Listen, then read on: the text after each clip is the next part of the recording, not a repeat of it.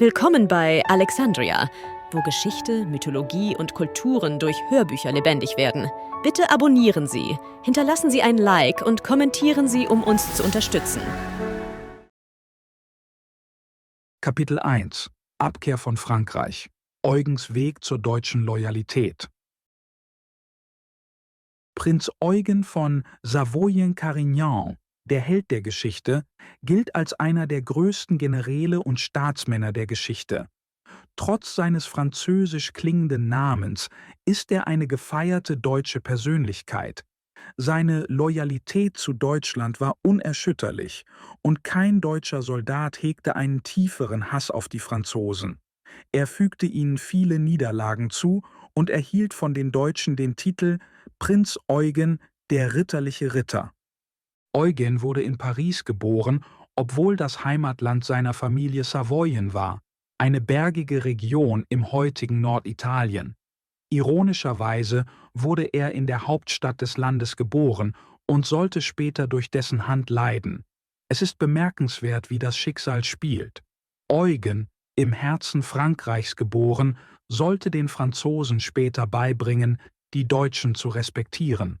Frankreich war lange arrogant gegenüber Deutschland, und diese Haltung blieb bestehen, bis bedeutende Niederlagen in den Jahren 1915 und später 1971 eine Veränderung erzwangen. Wie kam es also, dass Eugen in Paris geboren wurde? Zu Beginn des 17. Jahrhunderts gründete Prinz Thomas Franz von Savoyen, der jüngste Sohn von Herzog Karl Emanuel I., die Linie Savoyen-Carignan. Er heiratete Marie von Bourbon, die Schwester und Erbin des letzten Grafen von Soissons, und hatte zwei Söhne, Emmanuel Philibert und Eugen Moritz. Letzterer wurde Graf von Soissons und heiratete Olympia Mancini, die Nichte des berüchtigten französischen Ministers Mazarin. Prinz Eugen war der jüngste ihrer 5 Söhne. Eugens Vater, bekannt für seinen Charme und seine Tapferkeit, war am Hof König Ludwigs des 14. sehr angesehen. Seine Mutter, eine schöne Frau, liebte die Aufregung des Hoflebens und erhielt in der glanzvollen Umgebung des Hofes von König Ludwig viel Bewunderung für ihre Schönheit und ihren Witz. Der Familiensitz in Paris, heute der Standort des Getreidemarktes, hatte eine reiche und bewegte Vergangenheit. Er gehörte einst König Johann von Böhmen aus dem Haus Luxemburg und diente später als Kloster, bevor er von Katharina de' Medici übernommen wurde. Sie verwandelte ihn mit aufwendigen Gärten, Brunnen und einer Kapelle. Hier wurde Eugen am 18. Oktober 1663 geboren, genau 150 Jahre vor der Schlacht von Leipzig, einem Sieg, der Napoleons Macht über Deutschland brach. Dieses Datum könnte besser mit dem Namen Eugen als mit dem eines Heiligen in Erinnerung bleiben. Bevor wir uns Eugen und seinen Eltern zuwenden, beenden wir die Geschichte des Soissons-Palastes. Die Familie hielt fast ein Jahrhundert lang an dem Palast fest. Doch dann gründete ein korrupter Schotte namens Law eine Bank in Paris, die schnell bankrott ging. Dieser Zusammenbruch ruinierte Tausende reicher Bürger. Schließlich kaufte die Stadt Paris das verfluchte Gebäude, um es durch etwas Praktisches zu ersetzen, den Getreidemarkt wie bereits erwähnt, und löschte damit seine dunkle Geschichte voller Verbrechen, Sünde, Exzesse und Verrat. Eugen wurde in eine Welt des Luxus und des Überflusses hineingeboren. Der Soissons-Palast war ein Treffpunkt des französischen Adels.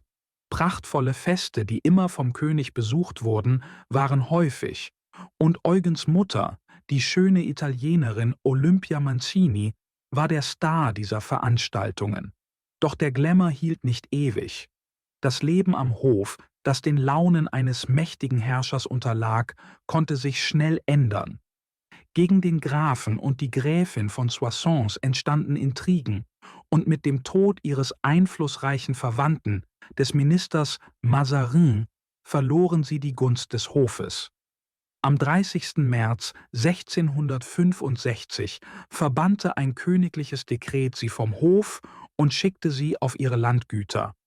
Olympia, einst ein geliebter Liebling des Hofes, muss sich zutiefst verraten gefühlt haben. Doch anstatt zu verzweifeln, hegte sie einen Durst nach Rache. Sie begann den König, den sie einst geliebt und respektiert hatte, zu verachten und übertrug diesen Hass auf ihre Kinder. Insbesondere Eugen trug dieses Ressentiment gegen die Familie Bourbon und den König sein Leben lang in sich. Als Eugen 10 Jahre alt war, starb sein Vater plötzlich. Mit diesem Verlust schien Olympias Vermögen vollständig zu verschwinden. Verzweifelt, ihren Status zurückzugewinnen, griff sie zu allen verfügbaren Mitteln, einschließlich Astrologie und Wahrsagerei. Dies führte sie zu einer Frau namens Voisin, die später wegen Giftmordes angeklagt wurde. Olympia, die erfuhr, dass sie als Komplizin verhaftet werden sollte, floh gerade noch rechtzeitig nach Flandern. Selbst im Exil in Brüssel entkam sie nicht der Feindseligkeit ihrer ehemaligen Freunde, besonders nicht der des Ministers Louvois von Ludwig, der es sich zum Ziel gemacht hatte, sie zu erniedrigen. Zu ihrer Ehre sei gesagt, dass Eugens Mutter, die Gräfin von Soissons, schließlich von den falschen Anschuldigungen gegen sie freigesprochen wurde. Es gab keine Beweise, die sie mit den Verbrechen der Frau Voisin in Verbindung brachten. In Brüssel baute die talentierte Gräfin schnell ein Netzwerk einflussreicher Freunde auf. Ihr beliebter Salon wurde zu einem Zentrum des gesellschaftlichen Lebens und verschaffte ihr einen gewissen Erfolg, der den Schmerz über ihre ungerechte Behandlung in Paris linderte. Als die Gräfin floh, ließ sie ihre Kinder in der Obhut ihrer väterlichen Großmutter, der Prinzessin von Carignan, zurück. Die Prinzessin tat ihr Bestes, um ihnen eine gute Erziehung zu ermöglichen und ihre Zukunft zu sichern. 4 von Eugens älteren Brüdern dienten bereits im Militär, 3 in Frankreich und einer, Julius, in der deutschen kaiserlichen Armee. Doch sie stand vor einer Herausforderung mit Eugen, dem Jüngsten. Er war für das Priesteramt bestimmt. Einen sicheren und lukrativen Weg für jemanden adliger Herkunft, der ihm die Möglichkeit bot, komfortable Positionen und vielleicht sogar einen Bischofssitz zu erreichen. Doch Eugen hatte kein Interesse an diesem Leben. Der Gedanke, am Hof des allerchristlichsten Königs von Frankreich zu dienen, der seine Eltern verbannt und seine Mutter verleumdet hatte, war ihm zuwider. Eugen weigerte sich, ein Höfling oder Geistlicher unter einem Herrscher zu werden, den er für seine Heuchelei, Bigotterie und Ungerechtigkeit verachtete. Schon in jungen Jahren hatte Eugen sich vorgenommen, Soldat zu werden. Er war fasziniert vom Militär und richtete seine Ausbildung auf die Vorbereitung für diese Laufbahn aus. Mathematik, besonders Geometrie, war sein Lieblingsfach. Er studierte unter einem Freund von Vauban, dem berühmten französischen Militäringenieur, dessen Festungsanlagen, Gräben und Mauern den deutschen Soldaten in den letzten Kriegen viel Mühe bereitet hatten. Eugens Lieblingsbuch war die Biographie von Alexander dem Großen von Curtius, und seine Helden waren Hannibal und Caesar. Er verschlang jedes Material, das er über Schlachten und Belagerungen finden konnte, und seine Augen leuchteten bei dem Klang von Waffen. Es gab jedoch ein großes Hindernis für seinen Traum. Eugen war körperlich schwach. Als Kind war er kränklich gewesen, und trotz all seiner Bemühungen, sich durch Übungen und Disziplin zu stärken, blieb er klein und zart, selbst als Erwachsener. Dies war für ihn eine große Quelle der Frustration, doch minderte es nicht seine Entschlossenheit, seine militärischen Ambitionen zu verfolgen.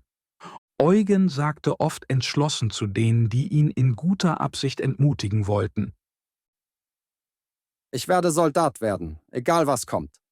Aber kein Zeremoniensoldat oder einer, der einfach nur am Louvre Wache steht, damit der König ruhig schlafen kann.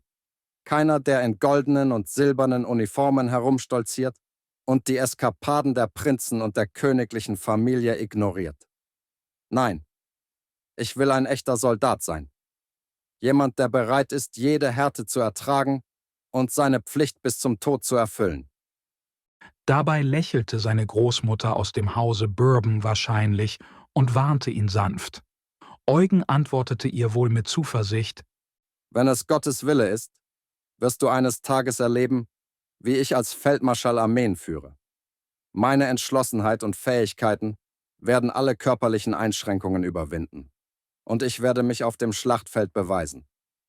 Ich bin für Größe im Militärdienst bestimmt, nicht für ein Leben in religiöser Hingabe. Der Weg eines Soldaten ruft mich, und ich werde diesem Ruf mit unerschütterlicher Entschlossenheit folgen, egal welche Hindernisse sich mir in den Weg stellen. Es war sinnlos, mit einem so entschlossenen Geist zu streiten. Eugen hatte seine Entscheidung getroffen und glaubte, dass die Zeit ihm Recht geben würde. Doch es gab eine weitere bedeutende Herausforderung. Der König hatte beschlossen, dass der junge, vaterlose Junge, der auch die Führung seiner Mutter verloren hatte, für die Kirche bestimmt sei und nicht für das Militär. Der König dachte wahrscheinlich, dass ein so sturer kleiner Prinz aus dem Hause Savoyen Gehorsam lernen sollte und ihm nicht gestattet sein sollte, seinen eigenen Weg zu gehen. Es war natürlich unmöglich, Ludwig XIV. Direkt zu widersprechen, der viele Mittel hatte, seinen Willen durchzusetzen. Er hatte schon lange beschlossen, Eugens Sturheit zu brechen und ihn daran zu hindern, der französischen Armee beizutreten. Schließlich kam der Moment, in dem Eugen seine Entscheidung treffen musste. Durch gut platzierte Freunde hatte er mehrmals versucht, die Meinung des Königs zu dieser Angelegenheit einzuholen, erhielt jedoch immer entmutigende Antworten. Der König, der Eugen spöttisch als »den kleinen Abbé« bezeichnete, machte seine Gefühle deutlich. Doch Eugen entschlossen dachte bei sich: Wenn du jemals hoffst, eine Armee zu führen und einem bewaffneten Feind gegenüberzustehen, darfst du dich nicht davor fürchten, dem König von Frankreich die Stirn zu bieten. Dies ist mein Moment, um meinen Mut zu beweisen und fest zu meinen Überzeugungen zu stehen. Ich habe mich auf diese Begegnung vorbereitet und ich werde mich nicht von Angst zurückhalten lassen. Der Weg, ein großer militärischer Anführer zu werden, beginnt hier, mit diesem entscheidenden Gespräch. Es ist Zeit, dem König zu zeigen, dass ich mehr bin als nur der kleine Abbé, für den er mich hält. Meine Zukunft, meine Träume und mein Schicksal hängen alle an diesem Moment. Also mit Mut im Herzen und Entschlossenheit in der Stimme. Los geht's. Eines Tages bat Eugen um eine Audienz beim König, und sie wurde ihm gewährt. Endlich stand er vor Ludwig XIV., von seinen Anhängern oft der Große genannt. Eugen und Ludwig, zwei Männer, die unterschiedlicher nicht sein konnten, sowohl innerlich als auch äußerlich. Eugen, der Deutschland zur Größe erheben würde, und Ludwig, der es lieber zu Fall gebracht hätte, um seine Verehrung zu sichern. Eugen stand aufrecht da, mit klaren, ehrlichen Augen, und in einer starken Stimme stellte er dem König seine Bitte vor. Er wollte ein Offizierspatent in der Armee. Als Eugen fertig gesprochen hatte, starrte der König ihn für einige Augenblicke mit einem Ausdruck des Abscheus an. Für Ludwig war der kleine Abbé noch nie unangenehmer gewesen. Eugen war weit davon entfernt, als schön zu gelten. Seine Haut war dunkel, er war klein und seine Nase war ziemlich groß. Seine Oberlippe war so kurz, dass sein Mund immer leicht geöffnet war und seine Vorderzähne sichtbar waren. Das einzig ansprechende Merkmal waren seine Augen, intelligent und feurig. Sie waren fest auf den König gerichtet, als ob sie sein Schicksal abwarten würden. König Ludwig sagte: »Du bist ungehorsam, Abbé. Dein Verhalten zeigt eine eklatante Missachtung meiner ausdrücklichen Wünsche. Solch eine Unverschämtheit ist eines Mannes in deiner Position unwürdig. Verstehst du nicht die Schwere, die darin liegt, den Willen deines Souveräns zu missachten?« Eugen antwortete: Eure Majestät, ich beabsichtige nicht, euch zu trotzen, sondern meiner wahren Berufung zu folgen. Obwohl ich den Klerus respektiere, schlägt mein Herz für das Militär. Diese Entscheidung entspringt einem tiefen Pflichtgefühl und dem Wunsch, dort zu dienen, wo ich am meisten beitragen kann. Ich bitte demütig um euer Verständnis, während ich versuche, sowohl eure Wünsche als auch meine Bestrebungen zu ehren. König Ludwig erwiderte: »Aber du bist nicht dafür geeignet, Soldat zu sein, Du könntest die Härten des Militärlebens niemals ertragen. Außerdem wollte dein Vater, dass du in den Klerus eintrittst. Ziehe deine Bitte zurück. Eugen entgegnete: Alle meine Vorfahren waren Soldaten. Es ist der ehrenvollste Weg für einen Prinzen und König Ludwig unterbrach: Ich habe genug von deinen Argumenten gehört und finde sie unüberzeugend. Du kennst meine Wünsche in dieser Angelegenheit sehr gut, und ich werde keine Form von Ungehorsam oder Widerstand dulden. Deine Hartnäckigkeit in dieser Angelegenheit ist sowohl ermüdend als auch respektlos gegenüber der Krone. Als dein Souverän erwarte ich, dass du meinen Entscheidungen ohne Frage Folge leistest. Dieses Gespräch ist beendet und ich werde in dieser Angelegenheit nichts mehr hören. Du tätest gut daran, deinen Platz und die Konsequenzen, die das Herausfordern meiner Autorität hat, zu bedenken. Eugen sagte: ein Prinz von Savoyen-Carignan sollte zumindest die Freiheit haben, seine Zukunft und Berufung selbst zu wählen. Mein Erbe und meine Herkunft verlangen, dass ich ein Mitspracherecht bei der Gestaltung meines Schicksals habe. Es ist nicht nur eine Frage persönlicher Vorlieben, sondern eine Verantwortung gegenüber dem Erbe meiner Familie. Ich kann die Jahrhunderte militärischer Tradition, die in meinen Adern fließen, nicht einfach ignorieren. Mir diese Wahl zu verweigern, hieße, das Wesen dessen zu verleugnen, wer ich bin und welches edle Haus ich repräsentiere. König Ludwig antwortete: Dein Eifer wird zur Kenntnis genommen, kleiner Abbé, ist aber vergeblich. Meine Entscheidung ist endgültig. Du wirst wie angeordnet in die Kirche eintreten. Kein Protest kann mich umstimmen. Merke dir dies. Mein Wort ist hier das Gesetz. Der Weg, den ich gewählt habe, dient dir und dem Königreich. Akzeptiere es und bereite dich auf deine klerikale Zukunft vor. Eugen antwortete mit einer Standhaftigkeit, die über seine 17 Jahre hinausging: Eure Majestät, ihr lasst mir keine andere Wahl, als zu erklären, dass ich den Weg des Soldaten einschlagen werde, egal was kommt. König Ludwig entgegnete: Aber nicht unter meiner Fahne, nicht in Frankreich. Ich werde niemanden von deinem Temperament und Widerspruchsgeist in meinem Militär dulden. Deine Sturheit und Missachtung meiner Wünsche machen dich für jede Position in meinem Reich ungeeignet. Du kannst dein Glück anderswo suchen, aber wisse, dass du jede Möglichkeit verwirkt hast, der Krone Frankreichs zu dienen. Eugen erklärte: Dann werde ich einen anderen Herrscher und eine andere Nation suchen, der ich dienen kann. Meine Entschlossenheit, eine militärische Laufbahn einzuschlagen, wird durch diesen Rückschlag nicht gebrochen. Ich bin zuversichtlich, dass es irgendwo einen Herrscher gibt, der mein Potenzial erkennt und mir erlaubt, mich auf dem Schlachtfeld zu beweisen.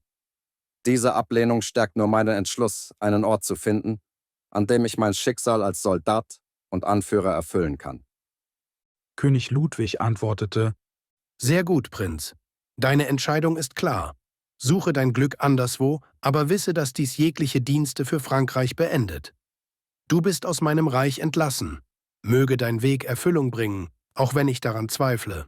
Jetzt geh und kehre nicht zurück. Es sei denn, du wirst gerufen. Eugen verließ sofort den Raum, und seine Zukunft war nun entschieden. König Ludwig sagte zu seinen Höflingen: Das Gesicht dieses Menschen widert mich an. Die Familie Soissons war schon immer stur, und dieser hier hat den dreisten Geist seiner Mutter geerbt. Louvois hat recht. Sie alle müssen lernen, sich zu fügen. Das war die Perspektive des Königs. Doch wie das Sprichwort sagt: Der Mensch denkt, Gott lenkt. Eugen würde vom König von Frankreich nicht gebrochen werden. Ganz im Gegenteil, wie die Geschichte später zeigen würde. Als Eugen das königliche und prunkvolle Palais verließ, verspürte er ein Gefühl der Befreiung. Die Luft zwischen ihnen war gereinigt. Er hatte dem König seine Meinung gesagt und die Wahrheit übermittelt. Eine Erfahrung, die dieser Monarch wohl selten von einem seiner Untertanen erlebte. Wenn man darüber nachdenkt, waren Eugens Handlungen unglaublich kühn. Er kappte abrupt alle Verbindungen zum König und zu seiner Familie, was kein geringes Unterfangen war. Den mächtigen König von Frankreich als Cousin zu haben, hätte ein großer Vorteil sein können.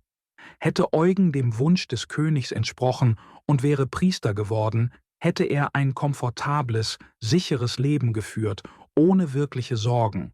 Doch stattdessen wählte er einen viel schwierigeren Weg, der ihn dazu zwang, auf seine eigenen Fähigkeiten zu vertrauen. Die meisten Menschen hätten den sichereren Weg gewählt und Sicherheit der Ungewissheit vorgezogen, in dem Glauben, dass eine garantierte Mahlzeit besser sei als ein potenzielles Festmahl. Doch Eugen war nicht wie die meisten Menschen. Das Schicksal hatte ihn früh geformt. Die Kämpfe seines Vaters und das Leid seiner Mutter hinterließen tiefe Spuren in ihm. Er war ein hingebungsvoller Sohn, der die Ungerechtigkeiten, die der König seiner Familie zugefügt hatte, nicht leicht vergessen konnte. Zudem war er dem oberflächlichen und frivolen Leben am Hof ausgesetzt gewesen und hatte begonnen, es zu verachten. Zuletzt und am wichtigsten war, dass Eugen einen tiefen Glauben an Gott hatte. Er glaubte an göttliche Führung und vertraute auf den höchsten Herrscher, den König aller Könige. Dies gab ihm Frieden und Vertrauen in seine Entscheidungen. Er wusste, dass er als Priester niemals Erfolg haben würde, doch seine wahre Leidenschaft galt dem Militär. Nun musste Eugen entscheiden, welchem Herrscher er dienen würde. Frankreich war nicht die einzige Option. Es gab viele Herrscher, deren Armeen die Möglichkeit für Ehre und Ruhm boten. Nach einer kurzen Zeit des Zögerns führten Eugens Instinkte ihn zum deutschen Kaiser. Obwohl er in Frankreich geboren wurde, zog es sein Herz schon immer nach Deutschland, und der Mut und die Heldentaten deutscher Soldaten hatten ihn schon in jungen Jahren inspiriert. Seine Entscheidung wurde auch von seinem Onkel, dem Herzog von Savoyen, beeinflusst, der eine enge Freundschaft mit Kaiser Leopold I. pflegte. Zudem hatte sein Bruder Julius bereits zur kaiserlichen Armee gewechselt und führte ein Regiment, was die Wahl noch klarer machte. Eugen verlor keine Zeit. Er verabschiedete sich von seiner Großmutter, seinen Brüdern und Schwestern und packte seine Sachen. Sein Besitz war vermutlich gering, da seine genussliebende Mutter ihm nicht viel hinterlassen hatte und das Familienerbe auf viele aufgeteilt worden war. Doch das störte Eugen nicht. Er war ein einfaches Leben gewohnt, sowohl in seinen Gewohnheiten als auch in seiner Kleidung. Außerdem, falls er jemals Hilfe benötigen würde, würde sein wohlhabender Onkel in Savoyen, der stolz auf den Familiennamen war, niemals zulassen, dass sein junger Verwandter in Armut lebte. Mit nur einem Diener verließ Eugen Paris und schüttelte den Staub der großen Stadt von seinen Füßen. Es heißt, er habe geschworen, nie nach Frankreich zurückzukehren, es sei denn, als ihr Feind mit gezücktem Schwert eine deutsche Armee anführend. Wie wir später sehen werden, erfüllte sich diese Prophezeiung. Hallo! Wenn euch unser Hörbuch gefallen hat, vergesst bitte nicht, den Kanal zu abonnieren. Ich brauche eure Unterstützung, um euch weitere Hörbücher zu bringen. Vielen Dank im Voraus für eure Unterstützung. Kapitel 2 – Eugens Aufstieg in der österreichischen Armee. Eugen erreichte schließlich Wien, auch wenn die Reise damals viel länger dauerte als heute. Dieses langsamere Tempo hatte seine Vorteile. Es gab den Reisenden Zeit, über ihre Pläne und Entscheidungen nachzudenken. Doch Eugen war keiner, der sich selbst in Frage stellte.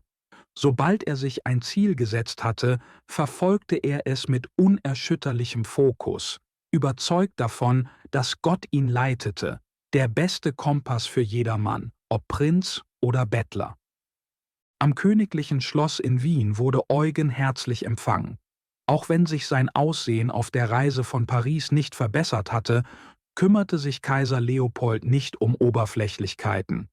Er sah darüber hinweg und erkannte Eugens Entschlossenheit, seine Geradlinigkeit und seinen starken Charakter. Der Kaiser hatte auch praktische Gründe für sein Interesse. Genau wie Eugen war er einst für die Kirche vorgesehen gewesen und verstand daher den Entschluss des jungen Mannes. Zudem, angesichts der zunehmenden Bedrohung durch die Türken, war Leopold begierig darauf, weitere Verbündete, insbesondere Fürsten, die mit dem mächtigen Herzog von Savoyen verwandt waren, in seine Reihen aufzunehmen. Jeder Säbel war ihm in dieser gefährlichen Zeit wertvoll. Das Volk in Wien jedoch reagierte anders. Sie fanden Eugen fast komisch klein für einen Soldaten. Nachdem sie seine Geschichte gehört hatten, empfanden einige sogar Mitleid mit dem französischen König, der diesen kleinen Burschen lieber in die Kirche schicken wollte. Sie gaben ihm den Spitznamen »der kleine Kapuziner«, da er oft einen langen braunen Mantel trug, der wie die Kutte eines Mönchs aussah. Manchmal blieben die Leute auf der Straße stehen und starrten ihn ungläubig an, schüttelten den Kopf. Eugen bemerkte sicher das Getuschel und die Blicke, dachte sich aber wahrscheinlich: »Wartet nur, ich werde euch zeigen, was ich kann.« Es gab etwas in ihm, das kein königliches Dekret und kein Wiener Spott unterdrücken konnte, sein natürlicher Glanz. Und bald würde seine Stunde kommen. Zu jener Zeit waren sowohl die Türken als auch die Franzosen Feinde des Deutschen Reiches. Tatsächlich baten die deutschen Kirchengebete bis vor kurzem noch um Schutz vor beiden. Die Franzosen griffen ständig die westlichen Grenzen des Reiches an, während die Türken von Osten her eine Bedrohung darstellten. Das Reich verlor große Landstriche an beide Feinde, und es ist bemerkenswert, dass es unter solchem Druck nicht vollständig zerfiel. Dies zeigt die Widerstandskraft und Ausdauer des deutschen Volkes. Das Schlimmste an der Situation war, dass der allerchristlichste König von Frankreich, Ludwig XIV., die Türken heimlich unterstützte. Er dachte sich, dass die Deutschen, wenn sie in Wien gegen die Türken kämpften, keine Truppen an den Rhein schicken könnten. Die fruchtbaren Ländereien auf beiden Seiten dieses Flusses hatten Ludwig schon lange verlockt. Kurz zuvor, im Jahr 1681, war Straßburg durch Verrat in seine Hände gefallen, und das weckte seinen Appetit auf mehr. In Ungarn, das als Tor für die Türken ins Reich diente, war der dortige Herrscher ein kühner und waghalsiger Soldat namens Thökeli, der von Ludwig bestochen worden war. Viele Historiker sagen, dass Thökeli ein geheimes Abkommen mit den Türken hatte, um Deutschland zu Fall zu bringen. Frankreich fand es jedoch schwierig, dieses Ziel direkt zu erreichen, da ein starker deutscher Fürst im Weg stand, Friedrich Wilhelm, der große Kurfürst von Brandenburg. Schon damals verteidigte ein Hohenzoller Deutschland gegen ausländische Bedrohungen. Interessant ist, wie lange man sie missverstanden und fälschlicherweise des Eigennutzes bezichtigt hat. Kommen wir nun von den Hohenzollern zu den Franzosen, Ungarn und Türken. Nach der Schlacht bei Saint-Gotthard hatte der Kaiser mit den Türken einen 20-jährigen Waffenstillstand geschlossen, der nun bald zu Ende ging. Hätte der Wiener Hof diese Zeit besser genutzt, hätten die Türken es vielleicht niemals gewagt, einen so mächtigen Feind herauszufordern. Stattdessen blieben sie passiv und untätig. Die kaiserliche Armee war klein und schlecht ausgerüstet, die Festungen in Ungarn waren baufällig, und das Land wurde von Thökeli und seinen unruhigen Truppen in Aufruhr gehalten. Dies machte es den Türken leicht, nicht nur Ungarn, sondern auch Teile Österreichs zu erobern und bis vor die Tore Wiens vorzudringen. In dieser Zeit zunehmender Spannungen erhielt Prinz Eugen durch kaiserlichen Befehl ein Leutnantspatent im Dragonerregiment seines Bruders, Prinz Julius Ludwig von Savoyen-Carignan, damit er seine militärischen Verdienste unter der Aufsicht seines Bruders erwerben konnte. Der Befehlshaber der kaiserlichen Armee war damals Herzog Karl von Lothringen, der selbst Groll gegen den französischen König hegte, nachdem er in Frankreich zurückgewiesen worden war. Man kann sich nur vorstellen, wie Eugen sich gefühlt haben muss, als er das kaiserliche Uniform zum ersten Mal anlegte. Eugens Eintritt in die österreichische Armee ist eine Überlegung wert. Seine Zukunft war nicht vorherbestimmt, aber man stelle sich vor, wie anders alles verlaufen wäre, wenn er nach Spanien anstatt nach Österreich gegangen wäre, wenn er nie gegen die Türken gekämpft hätte, wenn er während des Spanischen Erbfolgekriegs gegen Deutschland anstatt für es gekämpft hätte oder wenn die Franzosen seine Verbündeten anstatt seine Feinde gewesen wären. Die deutsche Geschichte hätte ohne ihn einen völlig anderen Verlauf nehmen können. Der Krieg brach sofort aus. Die Türken und Ungarn vereinten ihre Kräfte und rückten von der unteren Donau aus vor, hinterließen eine Spur der Verwüstung. Dörfer und Städte brannten, die Landschaften wurden verwüstet und Hunger und Elend folgten. Tausende junge Männer und Frauen wurden gefangen genommen, als Geiseln genommen oder in die Sklaverei verkauft. Chaos herrschte und niemand schien zu wissen, wie man es stoppen konnte. Die österreichische Armee zählte nur 35.000 Mann, während die Türken 200.000 Soldaten hatten. Ein erschreckender Unterschied. Die Truppen des Kaisers kämpften darum, den Vormarsch des Feindes zu stoppen und Zeit zu gewinnen, damit Wien seine Verteidigung stärken konnte. Als er dies sah, marschierte der Großwesir schnell mit seinen Kräften in Richtung der Leitha. Um nicht von Wien abgeschnitten zu werden, war Herzog Karl von Lothringen gezwungen, seine Position zu ändern. Am 7. Juli 1683 griff die Vorhut der türkischen Armee bei Petronell heftig an. Die Schlacht war blutig und die Deutschen mussten sich um jeden Preis verteidigen. Hier stand Eugen das erste Mal dem Feind gegenüber und bewies sich als Soldat. Er kämpfte tapfer, stets an der Seite seines Bruders, wo die Gefahr am größten war. Hätte der König von Frankreich den kleinen Abbé in diesem chaotischen Kavalleriegefecht gesehen, hätte er seine Meinung über ihn sicherlich geändert. Trotz der Heftigkeit der Türken wurden sie schließlich zum Rückzug gezwungen, was Eugen begeisterte. Doch dieser Sieg war von tiefer Trauer überschattet. Sein geliebter Bruder Julius fiel in der Schlacht. Sein Leichnam wurde entstellt unter den Hufen der Pferde gefunden. Eugen vergoss bittere Tränen und sprach ein Gebet für die Seele seines Bruders, doch kurz darauf setzte er die Verfolgung des Feindes fort. Trotz aller Bemühungen war es unmöglich, die überwältigende Übermacht der Türken aufzuhalten. Sie hatten Wien bereits umzingelt und eine Abteilung türkischer Kavallerie hatte einen Vorort der Stadt eingenommen und benahm sich dort mit brutaler Grausamkeit. Das durfte nicht weitergehen. Markgraf Ludwig von Baden, der nach dem Tod von Prinz Julius Ludwig von Soissons das Kommando über das Dragonerregiment übernommen hatte, führte einen heftigen Angriff auf die Türken, schlug viele nieder und trieb den Rest in die Flucht. Eugen kämpfte mit großer Begeisterung in dieser Schlacht und wenige Tage später erneut bei Pressburg, wo der Herzog von Lothringen die türkische Nachhut besiegte.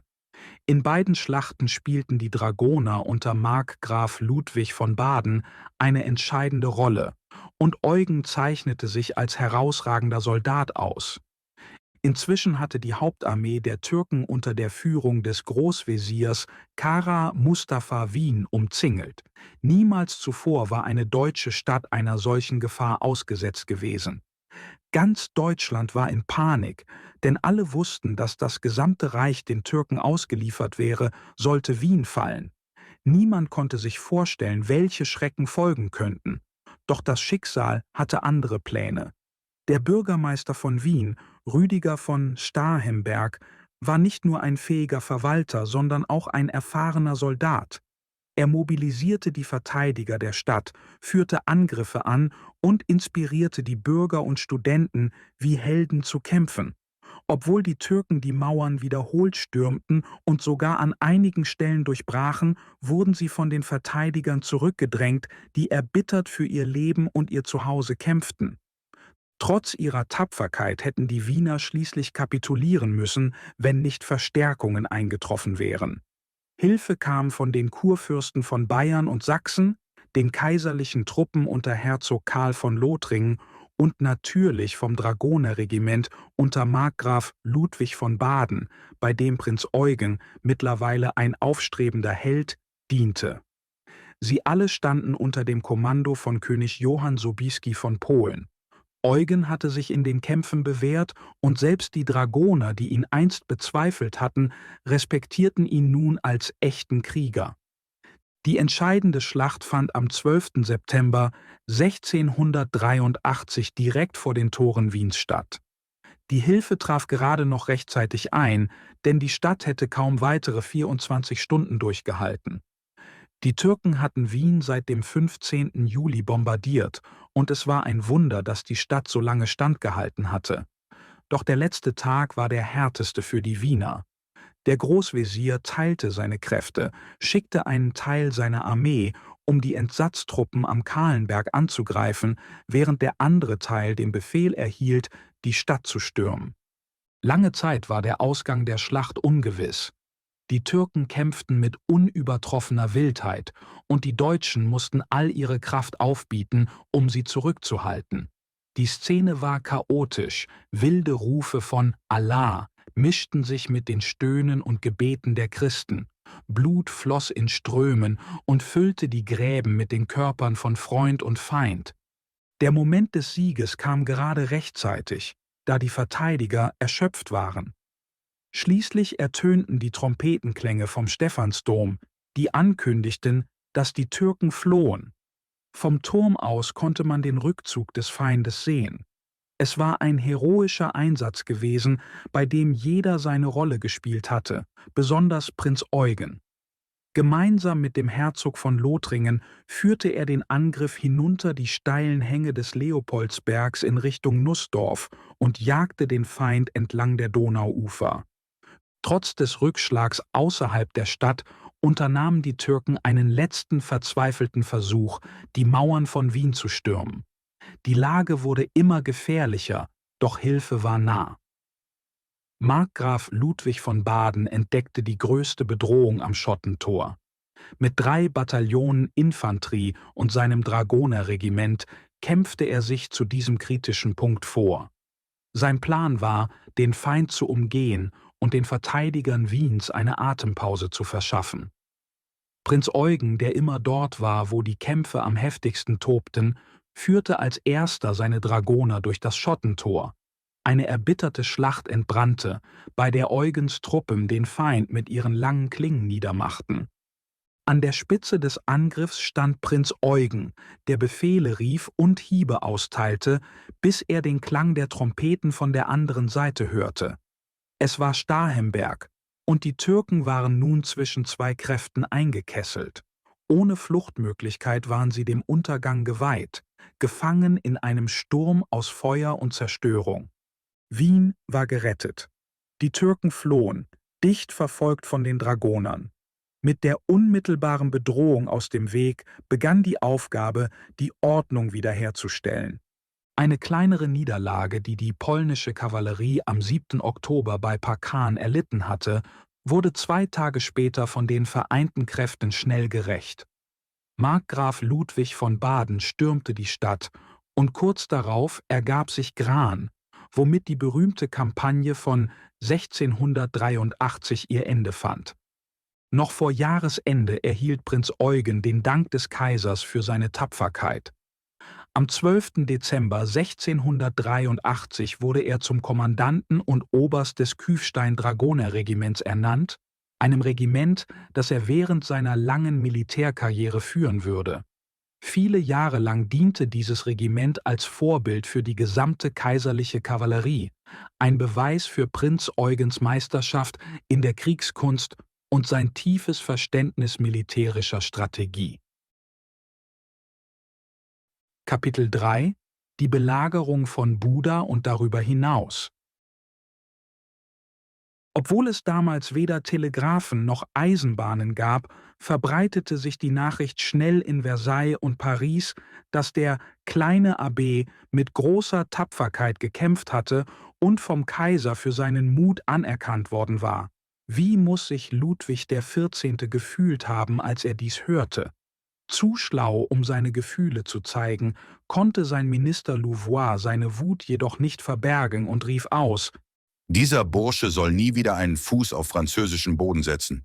Ich werde dafür sorgen, dass sein Name aus allen Aufzeichnungen gestrichen wird und ihm an jeder Grenze der Zugang verwehrt wird. Er soll in fremden Ländern verrotten, denn Frankreich hat keinen Platz für Verräter und Deserteure.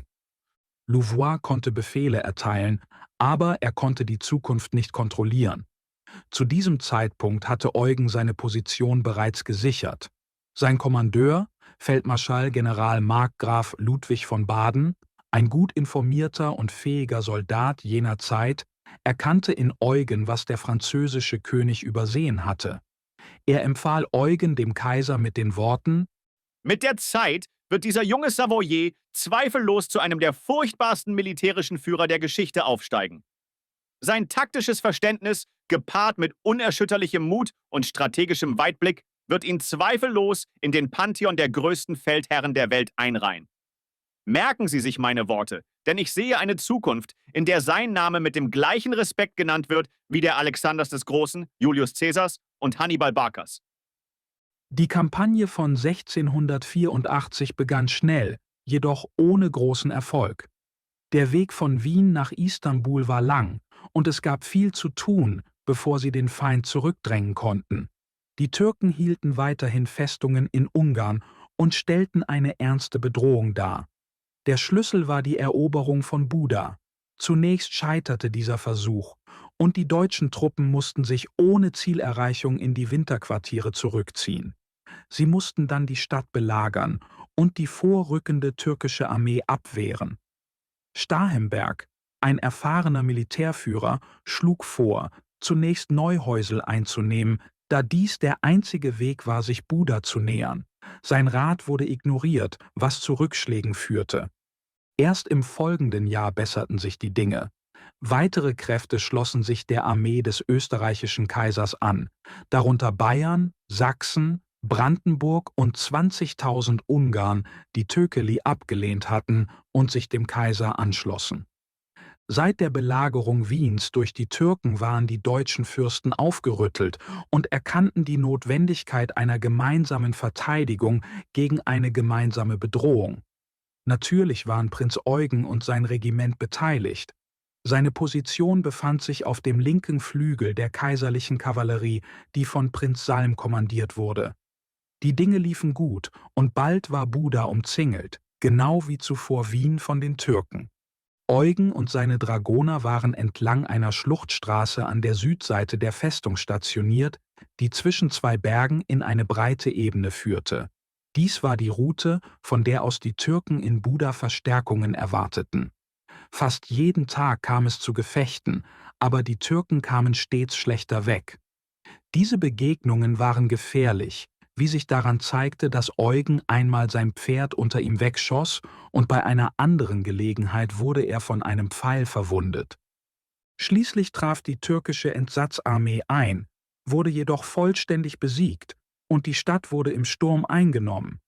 Eugen wäre beinahe nicht dabei gewesen, da er Wachdienst hatte und befohlen worden war, an seinem Posten zu bleiben. Doch als er das Donnern der Kanonen, das Klirren der Schwerter und das Dröhnen der Trompeten hörte, konnte er nicht widerstehen. Er befahl schnell einigen seiner Dragoner aufzusteigen, brach mit Äxten ein Tor auf und stürzte sich mitten ins Getümmel, an der Seite seiner siegreichen deutschen Kameraden. Dies markierte den Beginn einer zweiten Verfolgungswelle. Der furchtlose Eugen hatte die Ehre, den zurückweichenden Feind über die Donau zu jagen. Darüber hinaus eroberten seine abgesessenen Dragoner 5 Kirchen. Eugen hätte noch mehr erreicht, doch unglückliche Missverständnisse und Eifersucht unter den Befehlshabern des Kaisers brachten die großen Operationen zum Stillstand. Niemand wollte Befehle von einem anderen annehmen. Markgraf Ludwig von Baden sagte dem Herzog von Lothringen offen, dass er als deutscher Fürst nicht verpflichtet sei, seinen Befehlen zu folgen. Auch Maximilian Emanuel, der junge Kurfürst von Bayern, sorgte für Unruhe. Diese Uneinigkeit unter den deutschen Kommandeuren war ein großes Handicap und belastete Eugen zutiefst. Die Lage besserte sich erst, als die Türken zu einer noch größeren Bedrohung wurden und die rivalisierenden Anführer gezwungen waren, ihre Differenzen beizulegen. Schließlich entschied man sich am 12. August 1687, den Türken bei Mohacs entgegenzutreten. Es war in der Nähe desselben Ortes, an dem 160 Jahre zuvor König Ludwig II. Von Ungarn sowohl sein Reich als auch sein Leben an Suleiman den Prächtigen verloren hatte. Nun, endlich wurde diese Niederlage gerächt. Die Schlacht selbst war kurz, aber der Sieg entscheidend. Die deutschen Truppen rückten wie eine undurchdringliche Messingwand vor. Keine Lücken oder Schwachstellen, die die Türken ausnutzen konnten. Wiederholte Kavallerieangriffe der Türken wurden zurückgeschlagen, als würden sie gegen festen Fels prallen. Immer wieder griffen die Türken an, nur um zurückgedrängt zu werden, während Musketenfeuer und Kanonenschüsse ihre Reihen durchlöcherten. Schließlich konnten die deutschen Soldaten, voller Tatendrang, nicht länger zurückgehalten werden. Eugens Dragoner wurden entfesselt und stürmten wie ein Wirbelwind voran. Ganze türkische Regimenter wurden niedergeritten und viele Soldaten wurden gefangen genommen. Die Türken leisteten einen letzten Widerstand hinter ihren Befestigungen, in dem Glauben, dort sicher zu sein. Doch sie unterschätzten Eugen. Seine Dragoner stiegen schnell ab, zogen ihre Säbel, stürmten die Barrikaden und schlugen alle nieder, die nicht sofort flohen. Die Schlacht war gewonnen, und Eugen beanspruchte einen großen Anteil am Ruhm. Der Herzog von Lothringen erkannte seine wagemutige Führung bei Mohács an und entsandte ihn persönlich nach Wien, um die Siegesnachricht zu überbringen. Es war eine große Ehre für den tapferen Prinzen. Bei seiner Ankunft am Schloss erhielt Eugen eine Audienz beim Kaiser, der ihm ein Bildnis von sich selbst, eingefasst in Diamanten, überreichte, eine passende Belohnung für seine Heldentaten. Nach der Schlacht von Mohács war Eugens Ruf gefestigt und sein Name war in aller Munde. Der König von Spanien verlieh ihm den angesehenen Orden des Goldenen Vlieses und sein Cousin, Herzog Viktor Amadeus von Savoyen, begeistert von Eugens Erfolg, unterstützte ihn großzügig finanziell. Man kann sich nur vorstellen, wie überrascht die Menschen in Paris und Versailles über all das gewesen sein müssen. Französische Geschichtsaufzeichnungen verschweigen bequemerweise jegliche Erwähnung der Ehrungen, die Eugen erhielt. König Ludwig XIV. Musste seinen früheren Irrtum bereut haben, einen rohen Diamanten für ein gewöhnliches Kieselsteinchen gehalten zu haben. Im Alter von 25 Jahren war Eugen bereits zum Feldmarschallleutnant befördert worden. Eine außergewöhnliche Leistung, vor allem, da er dies durch Verdienst und nicht durch königliche Gunst erreichte.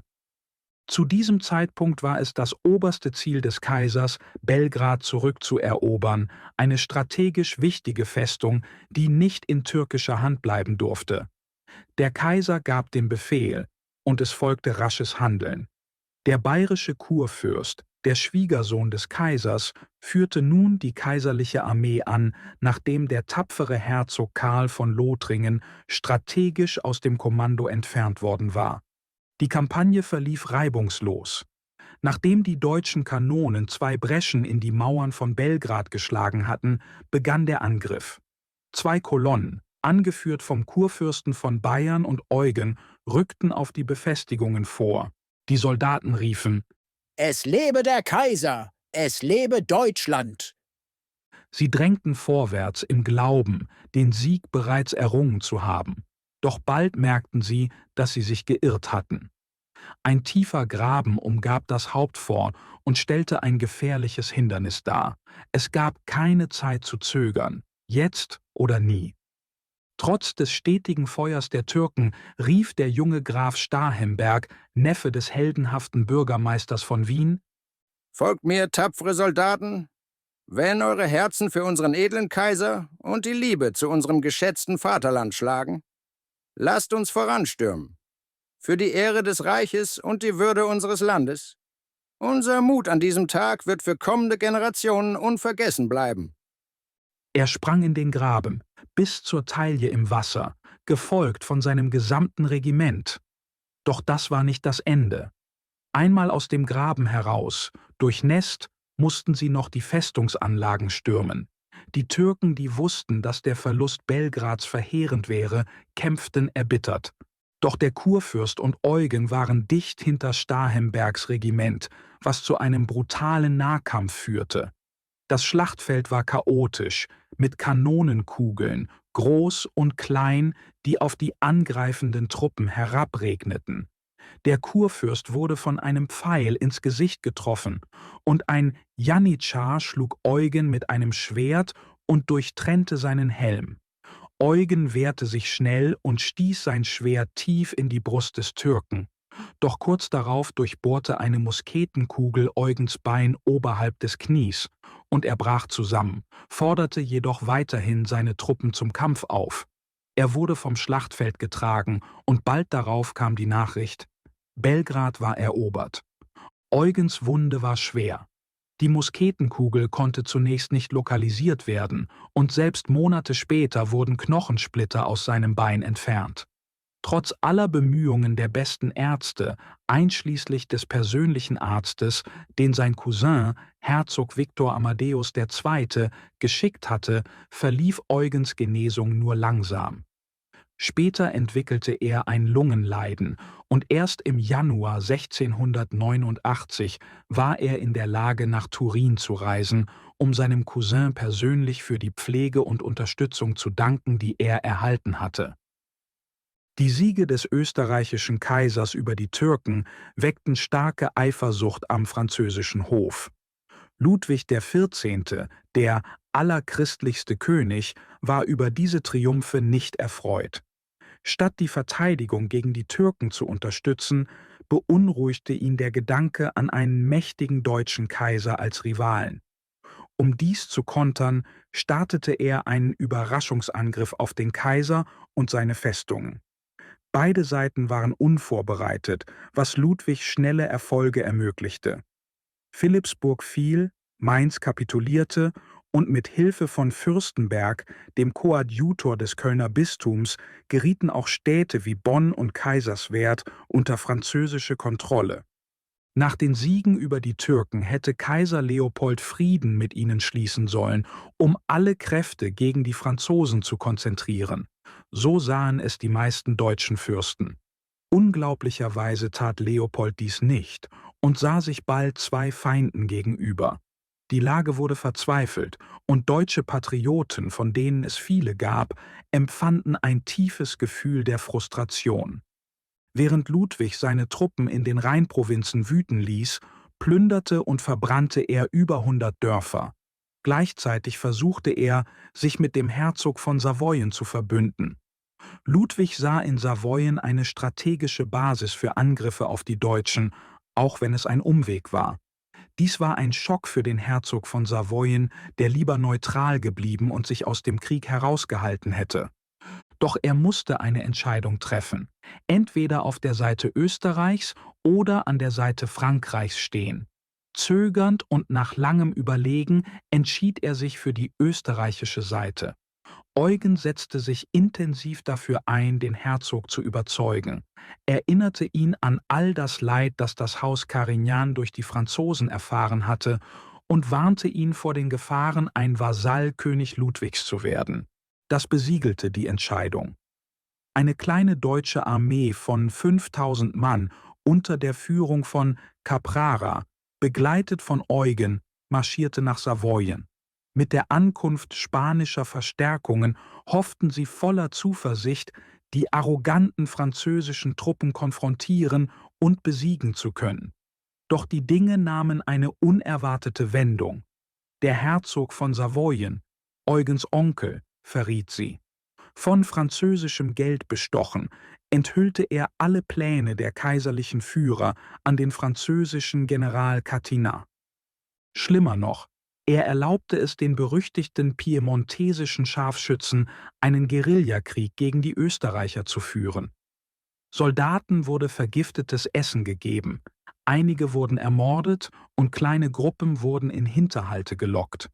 Selbst Eugens Leben, der inzwischen zum General der Kavallerie aufgestiegen war, war in Gefahr. Eine Bande von mindestens 1000 Mann versuchte, sein Lager anzugreifen, wurde jedoch tapfer vom Taafe-Regiment zurückgeschlagen. Es war schwer für Eugen zu glauben, dass sein Onkel ihn verraten könnte, da er ihn wirklich geliebt und respektiert hatte. Doch die Beweise häuften sich. Schließlich stellte Eugen den Herzog zur Rede, warf ihm seinen Verrat vor und drängte ihn, das Bündnis mit Frankreich aufzugeben und dem Kaiser treu zu bleiben. Doch der Herzog, der danach strebte, seine Macht zu erweitern und glaubte, von Frankreich mehr Vorteile als von Österreich zu erhalten, ignorierte Eugens Bitten. Er unterstützte weiterhin heimlich die Franzosen und verursachte letztendlich mehr Schaden für die österreichische Sache, als es ein direkter militärischer Feind hätte tun können. Der Krieg setzte sich bis 1696 mit gemischten Ergebnissen fort. Dennoch brachte er Eugen eine wahre Genugtuung. Er erfüllte sein Versprechen an sich selbst, indem er von den Bergen Savoyens aus, das Schwert in der Hand, in Frankreich einfiel und eine Armee anführte. Er besetzte erfolgreich mehrere französische Städte, bevor er den Befehl erhielt, sich auf mailändisches Gebiet zurückzuziehen. Eugen gehorchte ohne Zögern und fühlte sich erleichtert. Er wusste, dass ein ehrlicher, aufrichtiger Mann wie er stets im Nachteil war, wenn er es mit Täuschung, Verrat und Mordanschlägen zu tun hatte. Bei seiner Rückkehr nach Wien wurde er mit einem herzlichen und feierlichen Empfang begrüßt. Niemand gab ihm die Schuld an den Rückschlägen in Savoyen. Jeder erkannte an, dass er alles Menschenmögliche getan hatte. Diese Erfahrung vertiefte nur seine Loyalität gegenüber dem Kaiser und der deutschen Sache, da er Treue mit Treue erwidern wollte. Kapitel 4 – Eugens Eroberung der Türken. Im Jahr 1697 wurde Prinz Eugen zum Feldmarschall befördert. Wie stieg er so schnell in einen so angesehenen Rang auf? Graf von Starhemberg, damals Präsident des Reichskriegsrats, hatte Eugen dem Kaiser empfohlen und gesagt: Ich kenne niemanden mit mehr Intelligenz, Erfahrung, Hingabe und Eifer im Dienste des Kaisers als Prinz Eugen von Savoyen. Er ist auch der großzügigste, selbstloseste und bei den Soldaten beliebteste Mann. Das war hohes Lob, besonders von jemandem wie Starhemberg, dem heldenhaften Verteidiger Wiens, der so viel Respekt und Erfahrung genoss. In einer Zeit, in der ein solch talentierter Führer dringend gebraucht wurde, hatte diese Empfehlung großes Gewicht.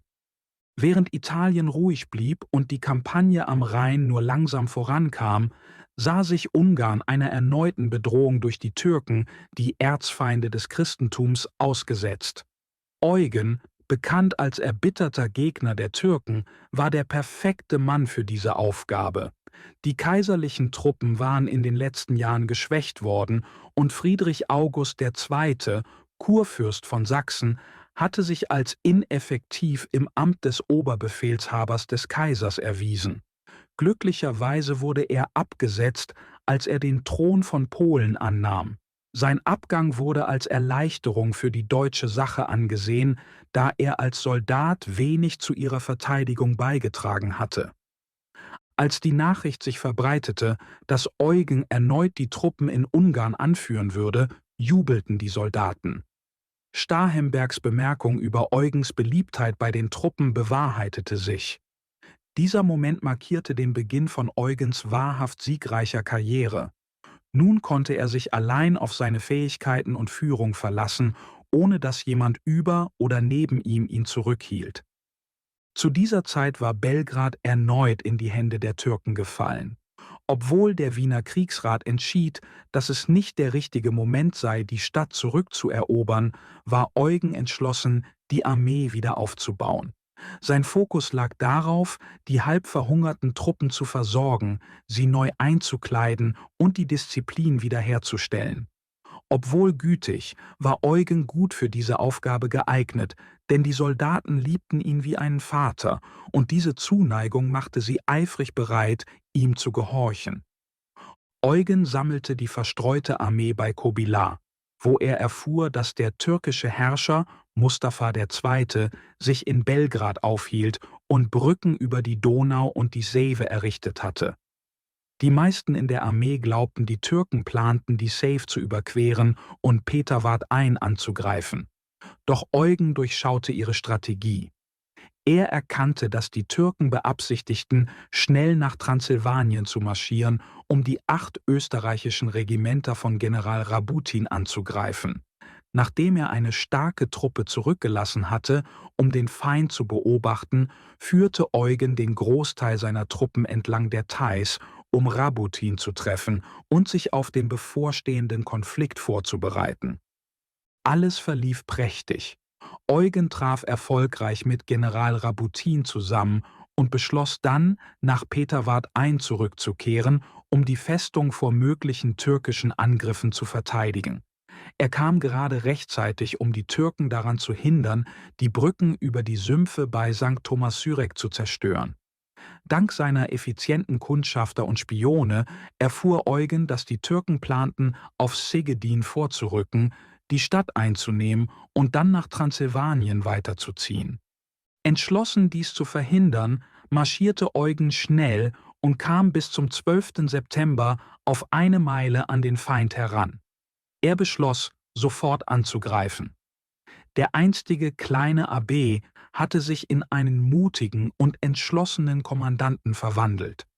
Die Gelegenheit, seine erste unabhängige Schlacht zu führen, brachte die volle Stärke seines Genies hervor. Seine Entscheidungen waren schnell und seine Pläne waren so gut durchdacht, dass, wie ein Augenzeuge sagte, es keinen Raum gab, dass der Zufall den Tag gegen ihn wenden könnte. Als Eugen die Positionierung seiner Armee abschloss, startete ein Teil der türkischen Kavallerie einen plötzlichen Angriff. Sie wurden leicht mit schweren Verlusten zurückgeschlagen. Dann begann der Kanonendonner auf allen Seiten, ein donnerndes Konzert der Zerstörung. Eine fortlaufende Staubwolke, die aus dem türkischen Lager aufstieg, zeigte an, dass die Österreicher ihre Ziele trafen. Nach einem heftigen Bombardement kam der Befehl: Vorwärts, Marsch! Die türkischen Befestigungen mussten eingenommen werden, trotz des schweren Feuers, das aus ihren Reihen kam. Es war eine blutige Schlacht, in der viele tapfere Soldaten fielen. Während des Vorrückens befahl Eugen dem linken Flügel der Armee unter Starhemberg, durch die Sandbänke des Flusses Theiß das feindliche Lager zu durchbrechen.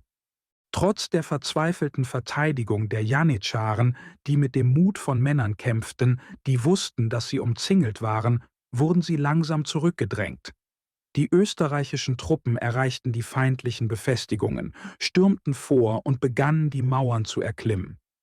Um die Moral seiner Soldaten weiter zu stärken, führte Eugen persönlich das Styrum-Kavallerieregiment in die Schlacht. Ein heftiger Zusammenstoß brach an den Barrikaden aus, und für einen Moment schien der Ausgang ungewiss. Da der Platz für Kavallerieaktionen geringer wurde, wurde klar, dass die bereits erschöpfte Infanterie den Tag entscheiden musste. Doch die Kavallerie, gierig nach ihrem Anteil am Sieg, wollte nicht ausgeschlossen werden. Sie stieg schnell ab, schloss sich der vorrückenden Infanterie an und gemeinsam stürmten sie die Befestigungen.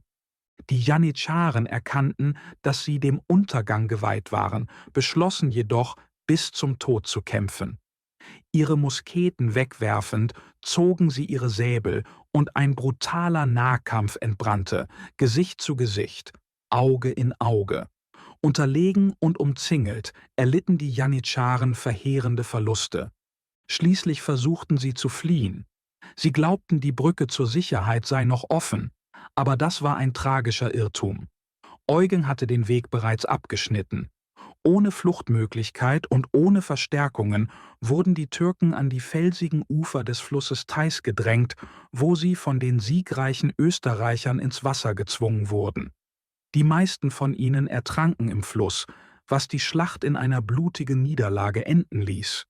Über das ganze Schlachtfeld hinweg spielten sich ähnliche Szenen ab. Angetrieben von ihrem Sieg suchten die österreichischen Soldaten Rache für vergangene Schlachten. Sie riefen: Das ist für Wien, das ist für Buda und das ist für Belgrad, und zeigten keine Gnade, ignorierten selbst die höchsten Lösegelder, die ihre Feinde boten. Die blutige Schlacht endete erst mit Einbruch der Nacht. 20.000 Türken lagen tot oder verwundet auf dem Feld und 10.000 weitere waren in der Theiß ertrunken. Nur 1.000 schafften es, sich ans andere Ufer zu retten, wo der Sultan selbst, in Schrecken erstarrt, die Niederlage seiner Truppen und den Zusammenbruch seiner Hoffnungen mit ansah. Aus Angst, dass die österreichischen Truppen seinen Rückzug nach Temeswar abschneiden könnten, floh der Sultan unter dem Schutz der Dunkelheit, begleitet von einer kleinen Gruppe treuer Anhänger. Siegesboten eilten nach Wien. In seinem Bericht an den Kaiser schrieb Eugen eindringlich: Sogar die Sonne weigerte sich unterzugehen, bevor sie den vollständigen Triumph der kaiserlichen Truppen bezeugt hatte. Neben Gottes Hilfe verdanken wir den Sieg bei Center dem heldenhaften Geist der Führer und Soldaten. Obwohl er die zentrale Figur der Schlacht war, erwähnte Eugen sich selbst nicht.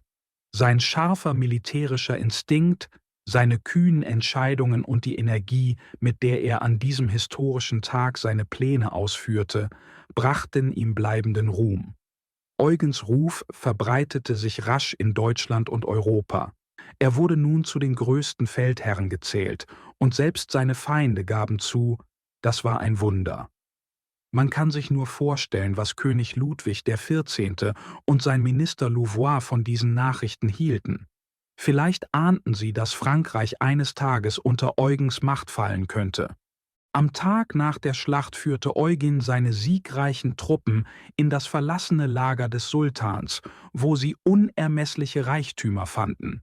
Sie entdeckten 3 Millionen Piaster in der Kriegskasse sowie riesige Mengen an Waffen, Munition, Vorräten, Kamelen, Ochsen, Schafen und zahlreichen Trophäen, darunter Fahnen, Rossschweife und Standarten.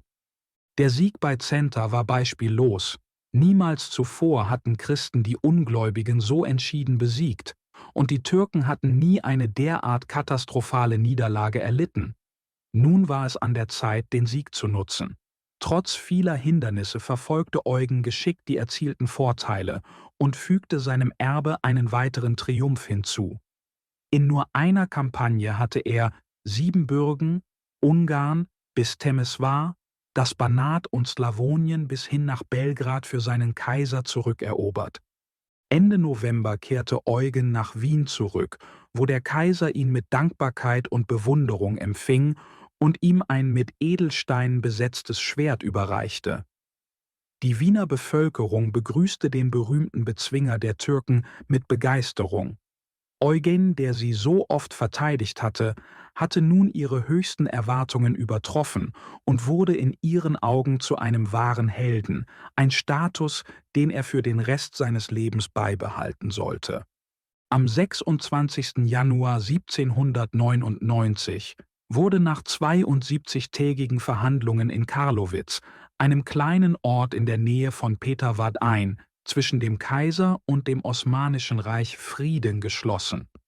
Dieser lang ersehnte Frieden, der von Siegern und Besiegten gleichermaßen gewünscht war, wurde größtenteils durch Eugens Bemühungen erreicht. Nach Eugens taktischem Genie und seinem Instinkt zur Selbstbewährung, die sich im Sieg bei Zenta gezeigt hatten, trat das Osmanische Reich in eine Phase des Niedergangs ein, die letztlich zum Verlust eines erheblichen Teils seiner europäischen Gebiete führte. Während dieser Friedensperiode erfüllte Eugen endlich seinen Wunsch, sich in Wien niederzulassen. Er wollte ein ruhiges Leben führen, indem er sich seinem wachsenden Interesse an wissenschaftlichen Studien widmen konnte. Er kaufte ein Haus in einer Straße namens Himmelpfortgasse, wo er später seinen prächtigen Belvedere-Palast bauen ließ. Der Kaiser belohnte ihn außerdem mit großen Landgütern in Ungarn, und Eugen erwarb zusätzlich weitere Grundstücke zu einem niedrigen Preis. Zu dieser Zeit bestand große Hoffnung auf einen dauerhaften Frieden. Die Kriegsklänge waren sowohl im Westen als auch im Osten verklungen, und selbst König Ludwig XIV. Von Frankreich, berüchtigt für seine Kriegsführung, schien bestrebt, ein Vermächtnis des Friedens zu hinterlassen. Die Welt atmete erleichtert auf, auch wenn diese Ruhe leider nicht lange anhalten sollte, bevor neue Konflikte aufkamen. Kapitel 5 – Eugens Heldentaten in Italien. Am 1. November 1700 starb König Karl II. Von Spanien, ohne einen direkten Erben zu hinterlassen. Als letzter Habsburger der älteren Linie glaubte der Wiener Hof, ein Anrecht auf das riesige Spanische Reich zu haben. Doch es sollte eine bittere Überraschung folgen. In seinen letzten Momenten hatte König Karl II. Ein Testament verfasst, in dem er Herzog Philipp von Anjou, den Enkel von König Ludwig XIV. Von Frankreich, als seinen alleinigen Erben einsetzte. Es war offensichtlich, dass Ludwig hinter den Kulissen intrigiert und manipuliert hatte, um dieses Erbe für seine Familie zu sichern, indem er Karls schwachen Charakter ausnutzte. Als die Nachricht Wien erreichte, herrschte am Hof und in der Bevölkerung Schock und Empörung. Auf den Straßen kam es zu Ausschreitungen und die Minister forderten den Kaiser auf, für Ordnung zu sorgen. Kronprinz Joseph I., ein leidenschaftlicher und entschlossener junger Mann, ging sogar so weit, den französischen Botschafter Marquis de Villars herbeizurufen, um diesen hinterhältigen Schachzug von Ludwig zu verurteilen. Bald darauf brach der Spanische Erbfolgekrieg aus, der von 1700 bis 1714 wütete. Dieser Konflikt demütigte nicht nur den arroganten Ludwig, sondern brachte auch großes Leid über Deutschland. Interessanterweise sollte 170 Jahre später erneut der spanische Thron zum Anlass eines internationalen Konflikts werden, der wiederum einen französischen Herrscher einbezog. Dieser spätere Herrscher wurde jedoch viel schneller und gründlicher zurechtgewiesen als sein Vorfahr. Ludwig war ein Meister darin, sich Verbündete zu sichern. Schnell gewann er die Unterstützung des Kurfürsten von Köln, des Herzogs von Savoyen und sogar des kaiserlichen Schwiegersohns Max Emanuel von Bayern, des Eroberers von Belgrad. Diese Führer ließen sich von Ludwigs leeren Versprechungen, die Beute des Spanischen Reiches aufzuteilen, verführen und stellten sich gegen das Kaiserhaus. Im Gegensatz dazu stand der Kaiser fast allein, eine entschlossene, aber verletzliche Figur in diesem sich entfaltenden Drama. Dennoch war er bereit, alles zu riskieren, um seine Rechte zu verteidigen. Die Franzosen handelten schneller als die Deutschen. Während Österreich noch seine Truppen sammelte, darunter erfahrene Veteranen aus den Türkenkriegen, hatten die Franzosen bereits Italien besetzt, um spanische Gebiete zu sichern, nach dem alten Prinzip Besitz ist 9/10 des Rechts. Starhemberg begann, die kaiserliche Armee in Tirol zu mobilisieren, wobei Feldmarschall Prinz Eugen von Savoyen natürlich zum Anführer gewählt wurde. Zwei erfahrene französische Verbündete, Prinz de Commercy und Prinz de Vaudemont, gehörten ebenfalls zu seinem Kommando. Eugen marschierte mit 30.000 Mann nach Italien und wie er, Kronprinz Joseph von Österreich, versicherte, war kein Feigling unter ihnen. Am 20. Mai 1701 vereinigte sich Eugen mit den Truppen bei Roveredo. Die Franzosen unter Marschall Catinat, dem Eugen bereits zuvor in Italien begegnet war, hatten die Situation bereits ausgenutzt und alle Gebirgspässe gesichert, die von Tirol nach Italien führten. Zu jener Zeit kontrollierte die Republik Venedig die östliche Hälfte Norditaliens. Angesichts dieser Umstände zögerten viele der besten militärischen Köpfe der österreichischen Armee, einen Angriff zu wagen. Doch Eugen war bereit, die volle Verantwortung zu übernehmen. Er glaubte, dass dies genau der Grund war, warum der Kaiser ihn zum Feldmarschall gemacht hatte. Zuversichtlich und in guter Stimmung sah er dies als den Moment, einen Schlag gegen die Franzosen und besonders gegen König Ludwig zu führen. Eugens Position in Italien war völlig anders als bei seinem ersten Feldzug dort. Jetzt war er völlig unabhängig und entschlossen, dem listigen Catinat zu zeigen, was er gelernt hatte. Es war an der Zeit, die Ehre der deutschen Truppen zu verteidigen und Ludwig einen Schlag zu versetzen. Nach Italien vorzudringen war ein Muss, trotz Catinats starker Verteidigungsstellungen. Eugen beschloss schnell anzugreifen, inspiriert von seinen Studien über den großen karthagischen General Hannibal. Wie Hannibal wählte er den Weg über die Alpen, ein gewagter Schachzug. Selbst wenn Eugen keine anderen Schlachten geschlagen oder für den Kaiser nichts weiter erreicht hätte, würde ihm schon allein diese kühne Alpenüberquerung ewigen Ruhm einbringen. Wie vollbrachte Eugen diese waghalsige Tat? Tausende von Soldaten und örtlichen Bewohnern arbeiteten unermüdlich, früh und spät, um einen Weg durch das steile Gebirgsgelände zu bahnen. Sie schlugen Felsen mit Schaufeln, Spitzhacken und Brechstangen heraus, ebneten steile Hänge, errichteten Dämme aus Baumstämmen und bauten Brücken über Schluchten.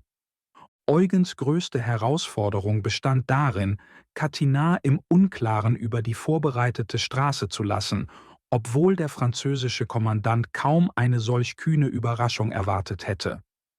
Eugen setzte geschickt General von Guttenstein ein, um die französische Armee abzulenken, so dass Catinat annahm, Eugen befinde sich direkt hinter Guttensteins Vorhut. Am Morgen des 26. Mai begann der Marsch, ein Unterfangen, das den berühmtesten militärischen Leistungen sowohl der Antike als auch der Neuzeit ebenbürtig und in vielerlei Hinsicht überlegen war. Die Armee rückte in 2 Gruppen auf verschiedenen Wegen vor. Die Dragoner, die die Infanterie begleiteten, mussten absteigen und ihre Pferde am Zügel führen. Kanonen wurden mit Seilen hochgezogen, während Wagen zerlegt und getragen wurden. Auf dem Gipfel der Berge wurden die Kanonen von Ochsen gezogen, wobei Soldaten und Bauern nebenher gingen, um ein Abrutschen von den schmalen Pfaden zu verhindern. An Orten, wo noch nie ein Wagen gefahren war, bewegte sich nun eine ganze Armee hindurch. Die Truppen rückten in bester Laune vor und staunten über die stille Schönheit der Landschaft, vorbei an schwindelerregenden Klippen, tiefen Schluchten, unberührten Wäldern und rauem Gebirgsschutt. Am 4. Juni hatte Eugen mit seiner gesamten österreichischen Armee vollbracht, was er scherzhaft die überwundene Unmöglichkeit nannte. Als Catinat Eugen mit 30.000 Mann auftauchen sah, war er verblüfft. Seine Truppen waren bereits im Nachteil, da Eugens Armee so nah war, dass er unsicher wurde, was er tun sollte. Catinat verteilte seine Truppen entlang des Flusses Etsch und erschöpfte sie mit ständigem Marschieren und Gegenmarschieren, unsicher, wo der Angriff erfolgen würde. Im krassen Gegensatz dazu hatte Eugen seinen Plan bereits ausgearbeitet und war bereit zu handeln. Endlich kam der entscheidende Moment. In der Nacht vom 8. auf den 9. Juli führte Eugen 11.000 Mann über den Tartaro und griff die verschanzte Stellung des Feindes bei Castagnaro heftig an. Die Österreicher kämpften mit der Stärke und Tapferkeit von Löwen, und es dauerte nicht lange, bis sie die Stellung eroberten und die Franzosen vertrieben. Von dort rückte Eugen mit seiner gesamten Truppe auf die Stadt Carpi vor. Obwohl das Gelände schwierig war, durchzogen von Kanälen, Sümpfen, Reisfeldern und dichtem Gebüsch, navigierte Eugen geschickt durch diese Hindernisse. Die beiden Armeen stießen bald erneut aufeinander, beide Seiten kämpften mit großer Entschlossenheit. Eugens Pferd wurde unter ihm erschossen und er erlitt eine leichte Verletzung, doch trotz allem führte er seine Truppen weiter an. Sein Führungstalent sicherte einen weiteren Sieg bei Carpi. Mit jedem Erfolg wuchsen Eugens kühne Strategien und seine Fähigkeit, komplexe Pläne auszuführen und machten diesen Feldzug zu einem seiner brillantesten. Am 27. Juli überschritt Eugen den Mincio, sehr zum Entsetzen Catinats. Nach diesem Manöver konzentrierte sich Catinat einzig darauf, den Fluss Oglio zu erreichen, wo er hoffte, die Österreicher davon abzuhalten, in das mailändische Gebiet vorzudringen. Während sich die Franzosen zurückzogen, griffen sie zu barbarischen Taktiken, verwüsteten das Land, brannten Dörfer nieder und plünderten, wo sie nur konnten. Viele dieser Plünderer wurden jedoch von den wütenden einheimischen Bauern erschossen. Im Gegensatz dazu wurden die österreichischen Soldaten als Befreier begrüßt, die das Volk von der unterdrückenden französischen Herrschaft befreiten. In Paris herrschte große Besorgnis über Marschall Catinats Misserfolge. Der stolze König Ludwig hatte den Sieg erwartet, doch stattdessen sah er sich nur schlechten Nachrichten gegenüber. Was ihn am meisten irritierte war, dass diese Siege ausgerechnet von Eugen errungen wurden, dem kleinen Abbé mit dem Gesicht, das er so unangenehm fand. Um das Blatt zu wenden und künftige Erfolge zu sichern, ersetzte Ludwig Catinat durch Marschall Villeroy, seinen ehemaligen Spielkameraden und engen Freund, und übertrug ihm das Kommando über die Armee in Italien. Villeroy prahlte, dass er Eugen bald in die Tiroler Berge zurücktreiben würde. Er versprach den Parisern sogar, dass er 3 Prinzen, Eugen, Commercy und Vaudémont, nach seiner Pfeife tanzen lassen und sie als Gefangene nach Paris zurückbringen würde.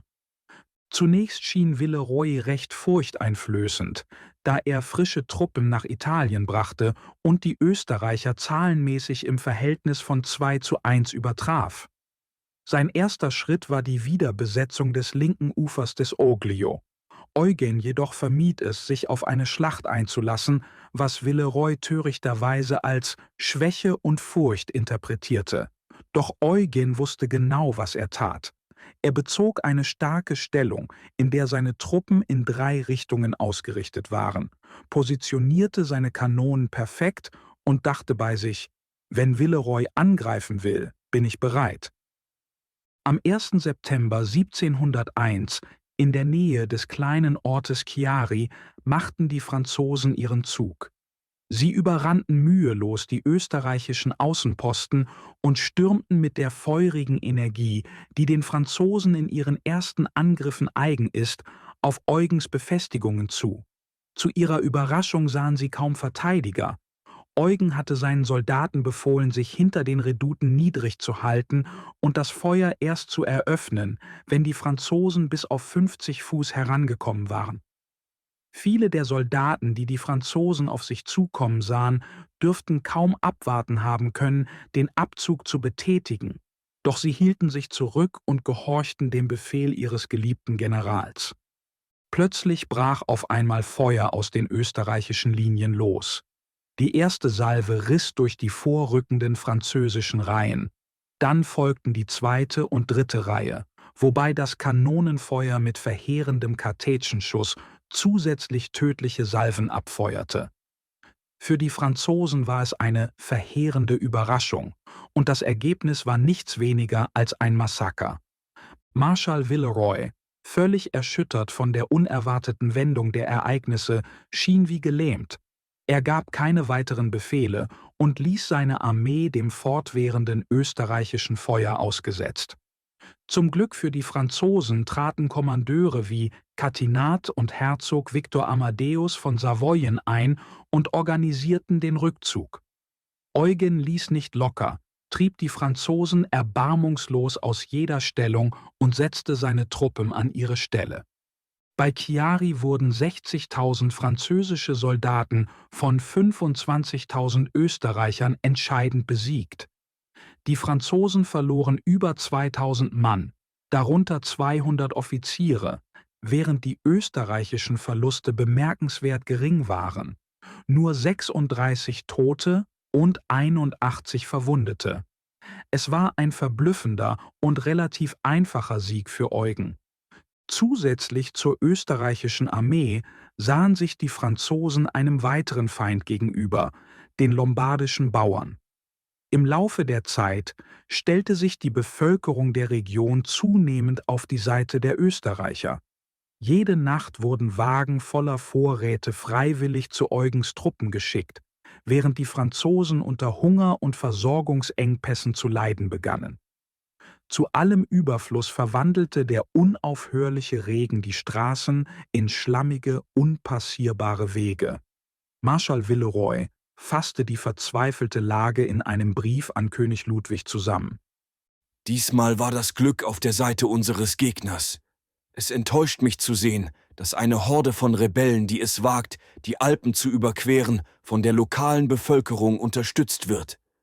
Die extremen Wetterbedingungen haben in ihrem Vorteil gewirkt. Ich glaube, dass der Verlust unserer besten Soldaten in dieser Schlacht uns im weiteren Verlauf des Krieges in Nachteil bringen könnte. Obwohl wir zweifellos siegreich hervorgehen werden, ist klar, dass die Lombardei einen Groll gegen uns hegt. Der einst prahlerische Marschall hatte seine Einstellung schnell geändert und seine Versprechen, die 3 österreichischen Prinzen zum Tanzen zu bringen, vollständig vergessen. Am 13. November zogen sich die Franzosen erneut über den Fluss Oglio zurück, wobei Eugens Artillerie ihren Rückzug zusätzlich erschwerte. Eugen schickte Patrouillen aus, um die sich zurückziehenden Franzosen zu belästigen, und ließ ihnen keine Möglichkeit zur Ruhe. Er nahm Caneto ein und vertrieb sie aus der gesamten Region Mantua. Während die Franzosen noch die Stadt Mantua hielten, bot ihnen dies wenig Trost, da Eugen die Stadt fest blockierte und sie Tag und Nacht bewachen ließ. Eugens unermüdliche Energie war offensichtlich, als würde er die Kampagne gerade erst beginnen, obwohl er bereits eine Reihe von Siegen errungen hatte. Sein Erfolg stärkte nicht nur die kaiserliche Sache, sondern brachte ihm auch die Bewunderung und Unterstützung der lokalen Bevölkerung ein. Einer nach dem anderen begannen die europäischen Herrscher, ihre Allianzen zu überdenken und zu erkennen, dass es vielleicht in ihrem besten Interesse war, wenn der Kaiser und nicht Ludwig das Gleichgewicht der Macht innehatte. Der erste, der sich auf die Seite des Kaisers stellte, war der neue König von Preußen, Friedrich I., der versprach, eine Armee von 10.000 Mann zu stellen. Dänemark folgte bald darauf mit 6.000 Soldaten und auch Hannover schloss sich der Sache an.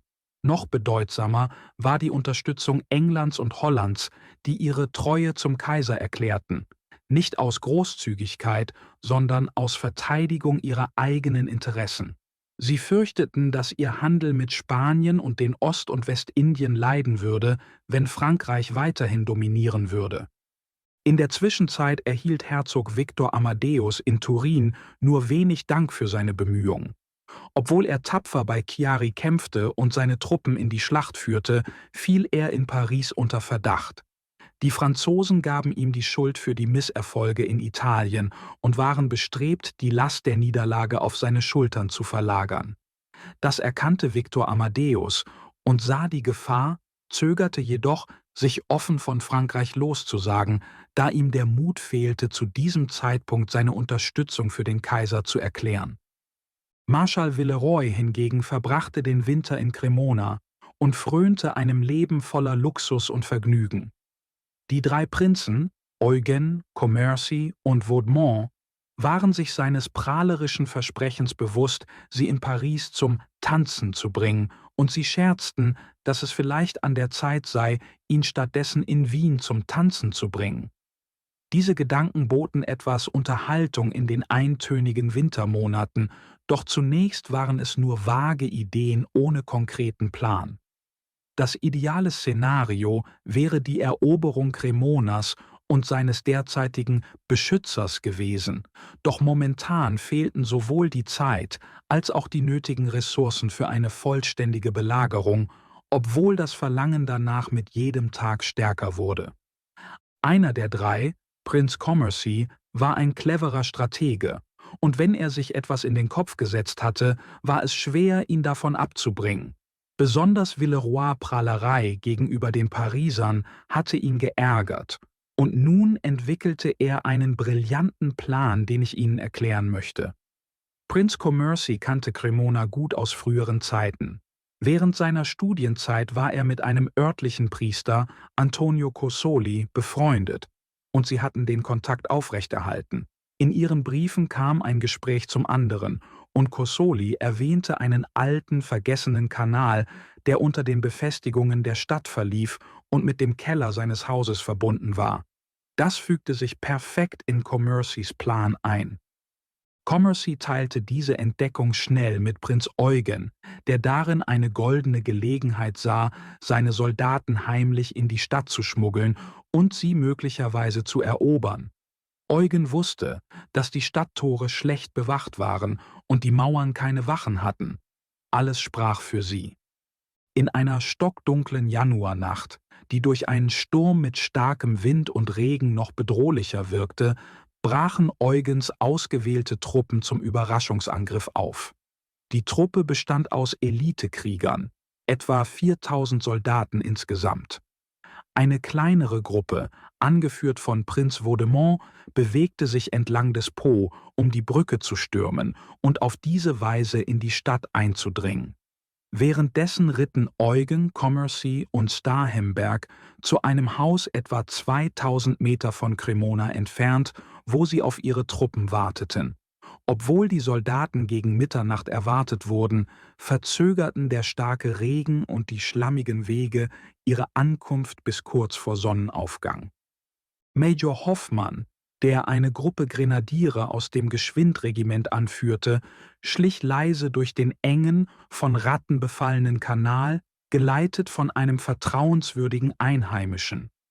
Sein Auftrag war es, sich in Pater Cosolis Haus verborgen zu halten, bis zwei weitere Offiziere, Oberst Graf Nassari vom Lothringer Regiment und Oberstleutnant Graf Knefstein vom Hebensteiner Regiment, durch denselben Kanal in die Stadt gelangen konnten. Einmal im Inneren sollte Hofmann die Wachen am Margaretentor lautlos ausschalten, das Tor öffnen und den draußen wartenden Truppen durch das Entzünden von 3 Feuern auf den Mauern ein Signal geben.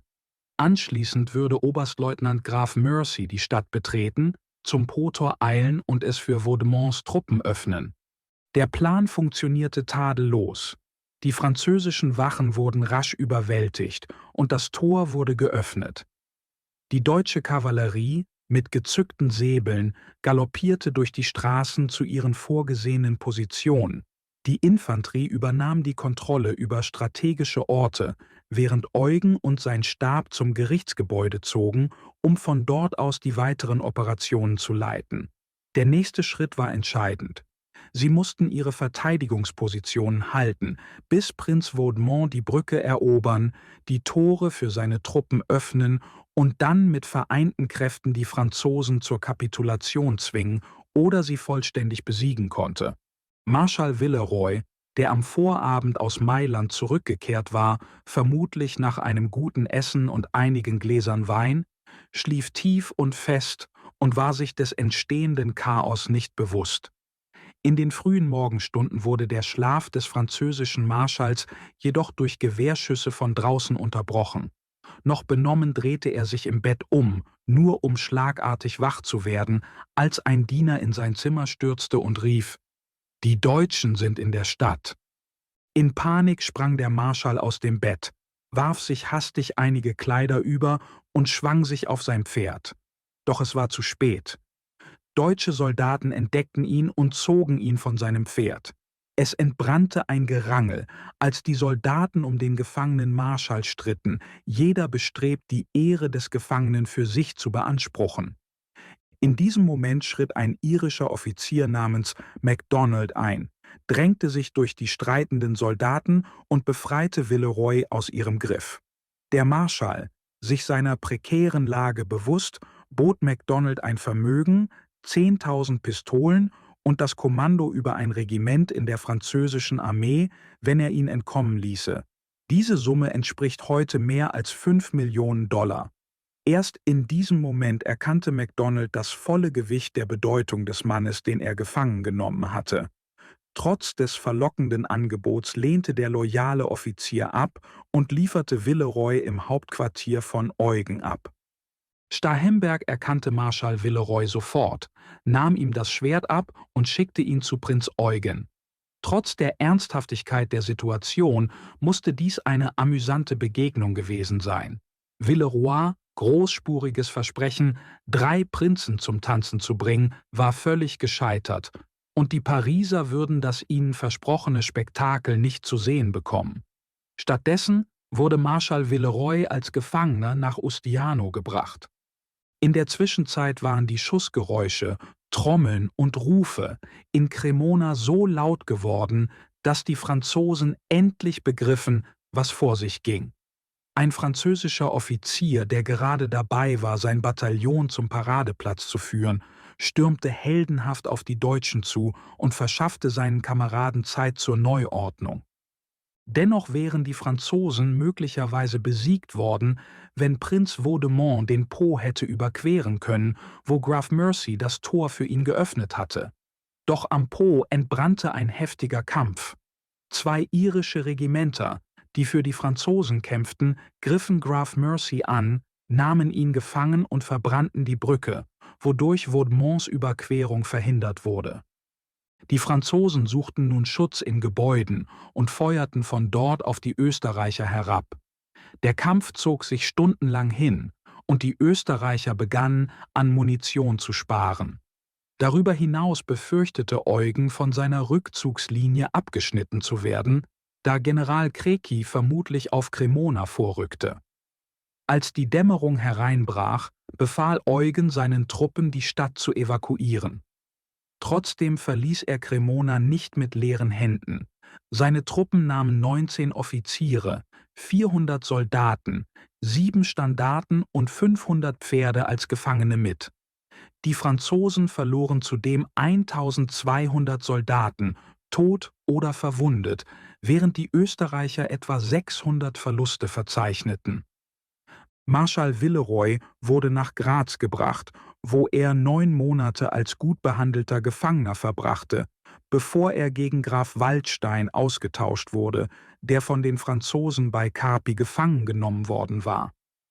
Die Franzosen, die ihr Gesicht wahren wollten, erklärten Eugens Rückzug aus Cremona als ihren eigenen Sieg und verfassten sogar Lieder, in denen sie sich dafür feierten, die Stadt gehalten zu haben, obwohl sie ihren Marschall verloren hatten. Der französische König ernannte Herzog Ludwig von Vendôme als Nachfolger von Marschall Villeroy. Louis und Eugen waren einst Spielkameraden gewesen und beide hatten sich in ihren Karrieren ausgezeichnet. Nun standen sie sich auf dem Schlachtfeld gegenüber. Eugen erkannte Louis' Fähigkeiten an und gab offen zu, dass er ein beeindruckender Gegner war. Doch die Lage hatte sich dramatisch verändert. Louis' Armee, durch Verstärkungen gestärkt, zählte nun fast 80.000 Soldaten, während Eugen immer noch nur über 30.000 Soldaten verfügte. Wie konnte er Erfolg haben, wenn Louis, völlig wachsam und entschlossen, die Fehler seiner Vorgänger Catinat und Villeroy zu vermeiden, so gut vorbereitet war? Zudem hatte Eugens Truppe mit einem Mangel an Geld, Waffen und Kleidung zu kämpfen. Der Wiener Kriegsrat reagierte auf Eugens dringende Bitten nur mit hilflosen Achselzucken. Der alte Präsident des Rates war verstorben und seine Nachfolger waren möglicherweise weniger unterstützend gegenüber Eugen, der so schnell in den Rängen aufgestiegen war. Trotz dieser Herausforderung wusste Eugen, dass er ruhig und vorsichtig bleiben musste. Er konnte es sich nicht leisten, gegen Louis' überlegene Kräfte ohne die nötigen Ressourcen anzutreten. Louis hingegen, der darauf aus war, sich einen Namen zu machen, suchte nach einer Gelegenheit, einen entscheidenden Schlag zu landen. Daher entwickelte Eugen einen kühnen Plan. Wenn er Louis' Armee nicht besiegen konnte, so wollte er vielleicht den Marschall selbst gefangen nehmen. Eugen hatte von einem loyalen piemontesischen Kontakt erfahren, dass Louis in einem einsam stehenden Haus am See von Mantua wohnte. Der Plan war, sich über das Wasser zu nähern, Louis zu überraschen und ihn über den See in Eugens Lager zu bringen. In einer ruhigen Juninacht setzte Eugen seinen Plan in die Tat um. 12 Boote, die 200 handverlesene Soldaten unter der Führung des Marquis Daria transportierten, bewegten sich lautlos über das Wasser. Als sie ankamen, stieg Daria mit einer kleinen Gruppe Männer aus und rief dem Wachposten zu, indem er vorgab, kranke französische Soldaten aus Mantua zu überbringen. Doch anstatt den Wachposten, wie geplant, lautlos auszuschalten, schoss einer der Soldaten in einem Moment übermütigen Eifers auf ihn. Dieser Schuss verursachte Chaos. Auch die Soldaten, die in den Booten geblieben waren, begannen zu schießen und erzeugten einen ohrenbetäubenden Lärm, der rasch den Rest der Wachen alarmierte. Als Daria erkannte, dass der Plan gescheitert war, befahl er schnell den Rückzug, um die Mission abzubrechen, bevor sie gefangen genommen wurden. Leider scheiterte dieser kühne Versuch, der mit mehr Vorsicht erfolgreich hätte sein können. Eugen war wütend und führte eine gründliche Untersuchung durch, um sicherzustellen, dass die Verantwortlichen bestraft wurden. Louis, verärgert über den Versuch, ihn zu fangen und nach Wien zu bringen, antwortete mit einem Bombardement auf das österreichische Lager, konnte jedoch nicht verhindern, dass Eugen sich rächte, indem er Mantua mit Schanzen umgab. Kurz darauf erlitt Eugens Armee durch die Unachtsamkeit höherer Offiziere einen herben Rückschlag. Österreichische Kavallerie hatte den Feind bis zum Crostolo-Fluss zurückgedrängt und eine Stellung bei Santa Vittoria eingenommen. Als Eugen den Standort erkundete, fand er ihn unsicher. Trotz seiner Bedenken übergab er das Kommando der Kavallerie an Graf Auersperg, obwohl er offenbar ein drohendes Unheil spürte. Auersperg war nachlässig und versäumte es, Wachen aufzustellen oder andere Vorsichtsmaßnahmen zu treffen. Das Unglück schlug zu, als Louis einen Überraschungsangriff startete. Der Angriff kam so plötzlich, dass viele österreichische Soldaten keine Zeit hatten, ihre Pferde zu besteigen. Auersperg versuchte, seine Truppen zu sammeln und führte sie tapfer in einen Gegenangriff, wobei er sogar feindliche Standarten erbeutete. Doch die französische Infanterie rückte mit verheerendem Musketenfeuer vor. Die Kavallerie konnte nicht standhalten und zog sich ungeordnet zurück. Einige Soldaten versuchten, den Tassone-Fluss zu durchschwimmen, wo viele ertranken. Ein Angriff des Herbeville-Dragoner-Regiments drängte die Franzosen schließlich zurück und rettete die verstreuten Truppen. Eugen erfuhr von der Katastrophe und traf rasch Maßnahmen, um weitere feindliche Vorstöße zu verhindern. Doch Eugen tat mehr als nur die Lage zu stabilisieren. Er rächte die Niederlage bald darauf. Am 1. August 1702, in der Schlacht von Luzzara am Po, stellte sich Eugens 24.000 Mann starke deutsche Truppe 35.000 französischen Soldaten. Louis hatte eine starke Verteidigungsposition mit Dämmen, Gräben und Barrikaden gesichert, doch Eugen war entschlossen, den Sieg zu erringen. Eugens Armee war in 2 Kolonnen aufgeteilt, eine unter der Führung von Starhemberg und die andere unter Feldmarschall Prinz de Commercy. Commercys Truppen begannen die Schlacht und starteten einen Überraschungsangriff von einem Damm aus, wo sie sich verborgen gehalten hatten. Sie wurden jedoch von einem tödlichen Kugelhagel empfangen. Commercy, zu Pferde und gut sichtbar für seine Männer, hielt sich im Zentrum des Geschehens auf. Doch dann, getroffen von 2 Kugeln, stürzte er tot vom Pferd. Seine Männer zögerten, wodurch eine gefährliche Lücke in der Linie entstand. Dies erkannte Eugen und reagierte schnell. 2 kaiserliche Regimenter sowie dänische Verstärkungen trafen ein, um die schwankenden Truppen zu unterstützen.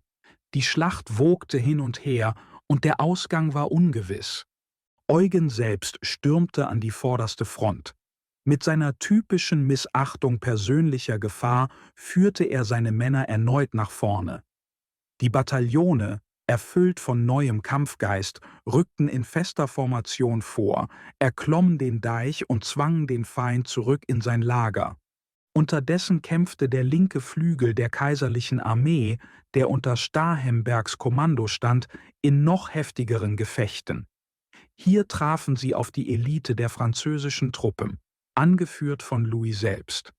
Starhemberg rückte mit unermüdlichem Mut vor und brachte die Franzosen in Unordnung. Der Rückzug der Franzosen verwandelte sich bald in eine regelrechte Flucht. Doch in ihrem Eifer, den Feind zu verfolgen, öffneten die österreichischen Reihen eine gefährliche Lücke. Louis erkannte die Bedrohung für seinen rechten Flügel und organisierte schnell einen kraftvollen Gegenangriff mit Reserven und zusätzlichen Regimentern. Er warf diese in die überdehnten Reihen Starhembergs, durchbrach deren Front und zwang den gesamten linken Flügel zum Rückzug. Das Unheil schien für die kaiserliche Armee unausweichlich, doch gerade rechtzeitig traf Prinz Vaudemont mit schwerer Kavallerie ein. Sein rechtzeitiger Angriff gab Starhemberg die Gelegenheit, sich neu zu formieren, und gemeinsam starteten sie einen erneuten Angriff. Unterstützt von Börners Artillerie zeigte dieser Angriff eine mächtige Wirkung.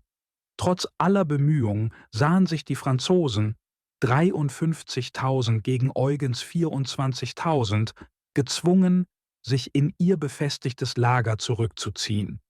Eugen wollte den Angriff fortsetzen und das französische Lager stürmen, doch seine Truppen waren zu erschöpft. Mit der einbrechenden Nacht mussten beide Seiten pausieren und dringend benötigte Ruhe finden. Der Tag bei Luzzara fügte Eugens Erfolgen einen weiteren Sieg hinzu, auch wenn Louis und später voreingenommene Historiker dies zu bestreiten versuchten. Die Franzosen feierten den Tag, als hätten sie gewonnen, feuerten Salutschüsse ab und läuteten die Glocken in Cremona und Mailand. Eugen, in seiner typischen zurückhaltenden Art, bemerkte dazu: Lasst sie vorzeitig feiern, wie ein Wirt, der jubelt, wenn seine Gäste ihre Rechnungen begleichen. Ihre Freude ist verfrüht und fehl am Platz, denn wir sind es, die das Feld des Sieges halten. Ihr Lärm dient nur dazu, die Realität ihrer Niederlage zu verbergen, wie die Begeisterung eines Wirts die wahren Kosten seiner Dienste verschleiert. Sein Kommentar verbreitete sich schnell und erfasste perfekt die Wirklichkeit der Lage. Tatsächlich waren es die Österreicher, die das Schlachtfeld hielten. Auch in den Tagen danach beschränkte sich Louis darauf, gelegentlich eine Kanonenkugel ins österreichische Lager zu schicken. Hätte er wirklich geglaubt, bei Luzzara nicht besiegt worden zu sein, warum startete er dann keinen weiteren Angriff gegen Eugens kleinere Truppe? Warum verfolgte er seinen angeblichen Sieg nicht weiter? Derzeit werden in Italien keine weiteren größeren Feldzüge unternommen. Den Franzosen fehlte der Wille und den Österreichern fehlten die Mittel. Wie Eugen selbst sagte, waren die Engpässe in allen Bereichen weit schlimmer, als er beschreiben konnte. Und im Wiener Kriegsamt gab es viele Worte, aber keine Mittel. Das wahre Lebenselixier des Krieges. Kapitel 6 – Die Brechung der französischen Macht. Im Jahr 1703 wurde Prinz Eugen zum Präsidenten des Kaiserlichen Kriegsrates in Wien ernannt, was ihm die Verantwortung für alle militärischen Angelegenheiten übertrug. Dies war eine kluge Entscheidung, da Eugen die richtige Person war, um Ordnung zu schaffen und entschlossen zu handeln in militärischen Angelegenheiten, die, wie wir gesehen haben, recht chaotisch gewesen waren. Als er dieses wichtige Amt vom Kaiser übernahm, stellte Eugen nur eine Bedingung. Er benötigte starke Unterstützung bei allen Maßnahmen, die er zur Verbesserung des Militärs und der Armee ergreifen würde.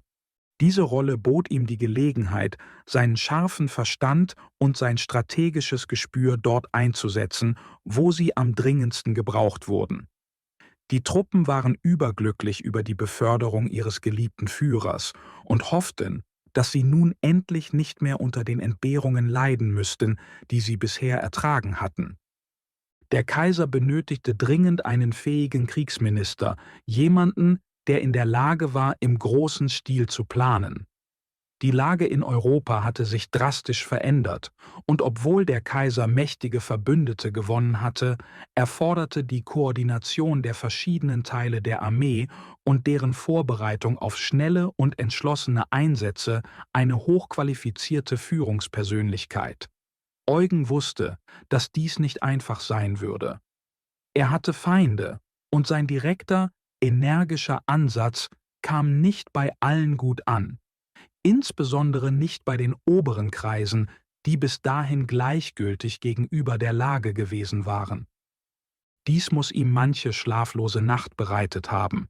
Doch eine Sache hielt ihn aufrecht: seine unerschütterliche Loyalität zum Kaiser und zur Sache. Unermüdlich entwickelte er neue Strategien, obwohl er oft mit Frustrationen und Hindernissen zu kämpfen hatte. Geduld, Geduld, Geduld, erinnerte er sich oft selbst. Manchmal schlug er sogar Pläne vor, die er gar nicht wollte, weil er wusste, dass sie abgelehnt würden, damit der Vorschlag, den er tatsächlich unterstützte, dann akzeptiert würde. Es war ein heikles und riskantes Spiel, während das Schicksal des deutschen Kaiserhauses auf dem Spiel stand. Mittlerweile hatten England und Holland sich mit dem bedrängten deutschen Kaiser verbündet und eine starke Armee in den Niederlanden aufgestellt. Ihr Kommandant war der talentierte englische General Marlborough, der bereits bewiesen hatte, dass er die Franzosen im Kampf handhaben konnte und sowohl im Angriff als auch in der Verteidigung geschickt war. Unterdessen bewachte Markgraf Ludwig von Baden mit einer zweiten Armee den Rhein, nahe seiner Heimat. Die preußischen Verbündeten trugen ebenfalls bei, angeführt von dem mutigen Prinzen Leopold von Dessau. Leider hatte der Kurfürst Max Emanuel von Bayern die Seiten gewechselt und sich den Franzosen angeschlossen, indem er sein deutsches Heimatland für seine eigenen egoistischen Interessen verriet. Neben den Franzosen und Bayern sorgten die Türken und Ungarn erneut für Unruhe. Dies war alles Teil eines von Frankreich ausgeklügelten Plans, Österreich von allen Seiten anzugreifen. Doch die Dinge liefen nicht so, wie die Feinde Österreichs es sich vorgestellt hatten, und wir werden bald sehen, warum. Die beiden Generäle, Marlborough und Eugen, erhielten das Kommando. Sie hatten einander lange aus der Ferne bewundert und waren, wie man sagt, durch ihre gemeinsame Brillanz zueinander hingezogen. Gleiches zieht Gleiches an. Eugen, der eine tiefe Loyalität gegenüber Deutschland empfand, war beunruhigt darüber, dass die Franzosen bis nach Bayern, deutsches Territorium, vorgedrungen waren. Hätte er früher die Macht gehabt, hätte er sie schnell vertrieben. Nun entwickelte er einen Plan, genau dies zu tun, mit Hilfe der englischen Streitkräfte. Nach viel Korrespondenz und detaillierter Planung wurde deutlich, wie gut Eugens und Marlboroughs Strategien miteinander harmonierten. Ihr Plan war einfach, aber kühn. Sie wollten ihre Kräfte in Bayern vereinen, Ludwig von Baden um Unterstützung bitten und dann einen Überraschungsangriff starten. Eugen trat vorübergehend von seiner Position als Präsident des Kriegsrates zurück, zog seinen einfachen Soldatenmantel an und gürtete sein Schwert um. Der direkte Weg nach Bayern war durch die Bayern und Franzosen, die von Marschall Marsin geführt wurden, versperrt. Daher wählte Eugen einen längeren Weg über Tirol und Vorarlberg, um das Schlachtfeld zu erreichen. Als er ankam, wurde er vom Heer mit Jubel empfangen. Die verbündeten Fürsten, die gegen das Kaiserhaus waren, wussten, dass seine Ankunft bedeutete, dass große Dinge bevorstanden. Selbst der Kurfürst von Bayern schrieb an den König von Frankreich und sagte: Ich möchte Seine Majestät darüber informieren, dass die Deutschen einen französischen Kommandanten in diese Region gebracht haben müssen, und das aus einem bestimmten Grund. Ich bezweifle nicht, dass sie ihre hinterhältigen Pläne verfolgen werden, um die Länder, die ich repräsentiere, zu überfallen. Der Kopf der Schlange muss frühzeitig abgeschlagen werden, und jede Verzögerung in dieser Angelegenheit könnte uns in eine schwierige Lage bringen. Seine Gegner fürchteten, was er erreichen könnte. Hätte Ludwig von Baden so entschlossen gehandelt wie in früheren Jahren, hätte er den vom Marschall Marsin getrennten Kurfürsten von Bayern leicht mit einem kräftigen Schlag treffen können. Stattdessen verfolgte er ihn langsam und traf schließlich bei Ehingen nahe Ulm auf ihn, wo das Heer des Kurfürsten lag. Zu dieser Zeit stieß Eugen wieder zur Armee. Auch wenn es ihm wahrscheinlich unangenehm war, musste er Ludwig von Baden wohl für seine Zögerlichkeit tadeln. Trotz seiner Verbundenheit mit Ludwig von Baden konnte Eugen es sich nicht leisten, dass ihre Freundschaft die Erfordernisse des Dienstes beeinträchtigte. Doch noch war nicht alles verloren. Marlborough war mit einer gut ausgerüsteten, kampfstarken Armee auf dem Weg nach Süddeutschland und hatte Eugen bereits signalisiert, dass sie entweder gemeinsam siegen oder sterben würden.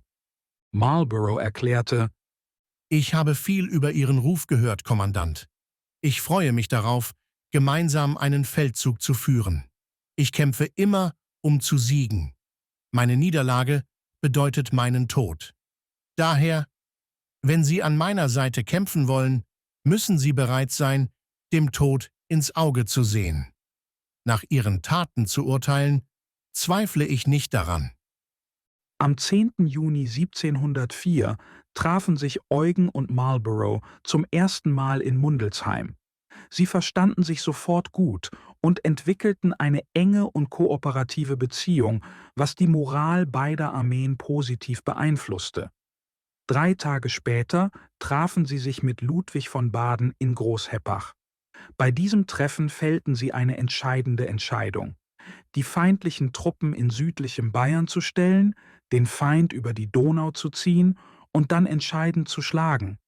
Als ranghöchster Offizier bestand Ludwig von Baden darauf, das Kommando über die kaiserlichen Truppen zu übernehmen und gemeinsam mit Marlborough entlang der Donau zu arbeiten. Um den Frieden zu wahren, trat Eugen zurück und übernahm das Kommando über die Truppen am Rhein. Seine Rolle war ebenso entscheidend, da er verhindern musste, dass die französischen Marschälle Tallard und Louis sich vereinigten, eine Aufgabe, die Eugen von Anfang an für nahezu unmöglich hielt. Unterdessen drängten die Franzosen weiter über den Rhein, in der Hoffnung, Deutschland einen vernichtenden Schlag zu versetzen. Eugens Strategie bestand darin, Louis auf seinem Weg aus den Niederlanden zu verzögern. In dieser Zeit waren Marlborough und Ludwig von Baden jedoch nicht untätig. Sie schlugen den bayerischen Feldmarschall Arco, der mit 8000 Mann versuchte, ihren Donauübergang bei der Schlacht von Schottenberg zu blockieren, vernichtend. Nach dieser Niederlage zog sich der Kurfürst von Bayern nach Augsburg zurück, wo er sich unter dem Schutz seiner Kanonen sicher fühlte. Die Alliierten folgten ihm auf dem Fuße, griffen jedoch noch nicht an. Wieder einmal wurden Friedensbemühungen unternommen, und es wurde versucht, den Kurfürsten mit seinem Schwiegervater, dem Kaiser, zu versöhnen. Alles war vergebens. Der Kurfürst, getrieben von seinem grenzenlosen Ehrgeiz, plante zunächst, das Heilige Römische Reich zu spalten und sich dann den größten Teil selbst zu sichern. Er träumte davon, die Krone Frankreichs oder sogar die deutsche Kaiserkrone zu tragen. In Wirklichkeit war er lediglich eine Marionette des Königs von Frankreich und hatte kein Interesse an einer Versöhnung. Er arbeitete unermüdlich daran, den Vormarsch von Marschall Tallard zu beschleunigen, in der Überzeugung, dass allein der Krieg sein Schicksal bestimmen würde. Tallard kam tatsächlich an, aber dicht hinter ihm folgte Prinz Eugen, den Marschall Villeroy fälschlicherweise immer noch an der Stollhofgrenze wähnte. Am 3. August erreichte Eugen Höchstädt, schlug dort sein Lager auf und vereinigte sich wenige Tage später mit Marlborough. In der Zwischenzeit hatte Ludwig von Baden die Belagerung von Ingolstadt begonnen und so weitere Verzögerungen, die seine frühere Zögerlichkeit verursacht hatte, beseitigt. Die Zeit drängte.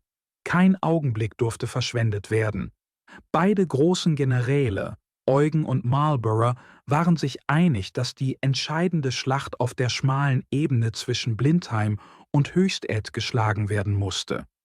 Um dies zu erreichen, ließen sie den Feind still über die Donau setzen und sich in Höchstädt einrichten.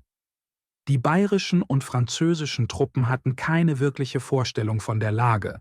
Sie beabsichtigten, Eugen anzugreifen, in der Annahme, dass er von Marlborough getrennt war, und erwarteten, ihn mühelos zu besiegen. Sie erkannten ihren Fehler erst zu spät. Vom Kirchturm in Tapfheim aus beobachteten Marlborough und Eugen die Bewegungen und Manöver des Feindes. Sie positionierten ihre Truppen auf der gegenüberliegenden Seite des Nebelbachs. Der rechte Flügel der Alliierten unter Eugens Kommando war in Oppertshofen aufgestellt, während der linke Flügel unter Marlborough in Münster an der Donau stationiert war. Der rechte Flügel des Feindes unter Tallards Führung befand sich in Blindheim, während der linke Flügel unter Marsin in Lutzingen aufgestellt war, gestützt von den Goldberghügeln. Die Kavallerie des Kurfürsten war in der Nähe von Sonderheim stationiert. Die Alliierten hatten ihre Position hinter dem Kesselbach bezogen. So begann der 12. August 1704, ein Tag, der die Stärke der deutschen Truppen gegen die Macht und List der Franzosen entscheiden sollte. Kurz vor Tagesanbruch weckten Trommeln und Trompeten die alliierten Truppen, um sich auf das blutige Werk des Tages vorzubereiten. Der Mond ging unter und warf ein schwaches Licht über das Land, während ein dichter Nebel die Ebene bedeckte und die Sicht verschleierte. Jede der alliierten Armeen war in 4 Kolonnen aufgeteilt, 2 Infanterie- und 2 Kavalleriekolonnen. Die Infanterie marschierte voran, die Kavallerie folgte und die Artillerie war in der Mitte platziert. Eine 9. Kolonne wurde gebildet, um die englische und niederländische Artillerie zu eskortieren, Blenheim anzugreifen und die rechte Flanke des Feindes zu treffen. Das preußische Reservekorps, angeführt vom jungen Prinzen Leopold von Dessau, war Eugens Armee zugeordnet. Als sich der Nebel hob, wurde der Feind sichtbar, immer noch in dem falschen Glauben, dass die alliierten Streitkräfte sich in Richtung Nördlingen zurückziehen würden. Plötzlich wurden sie von einem unerwarteten Angriff überrascht.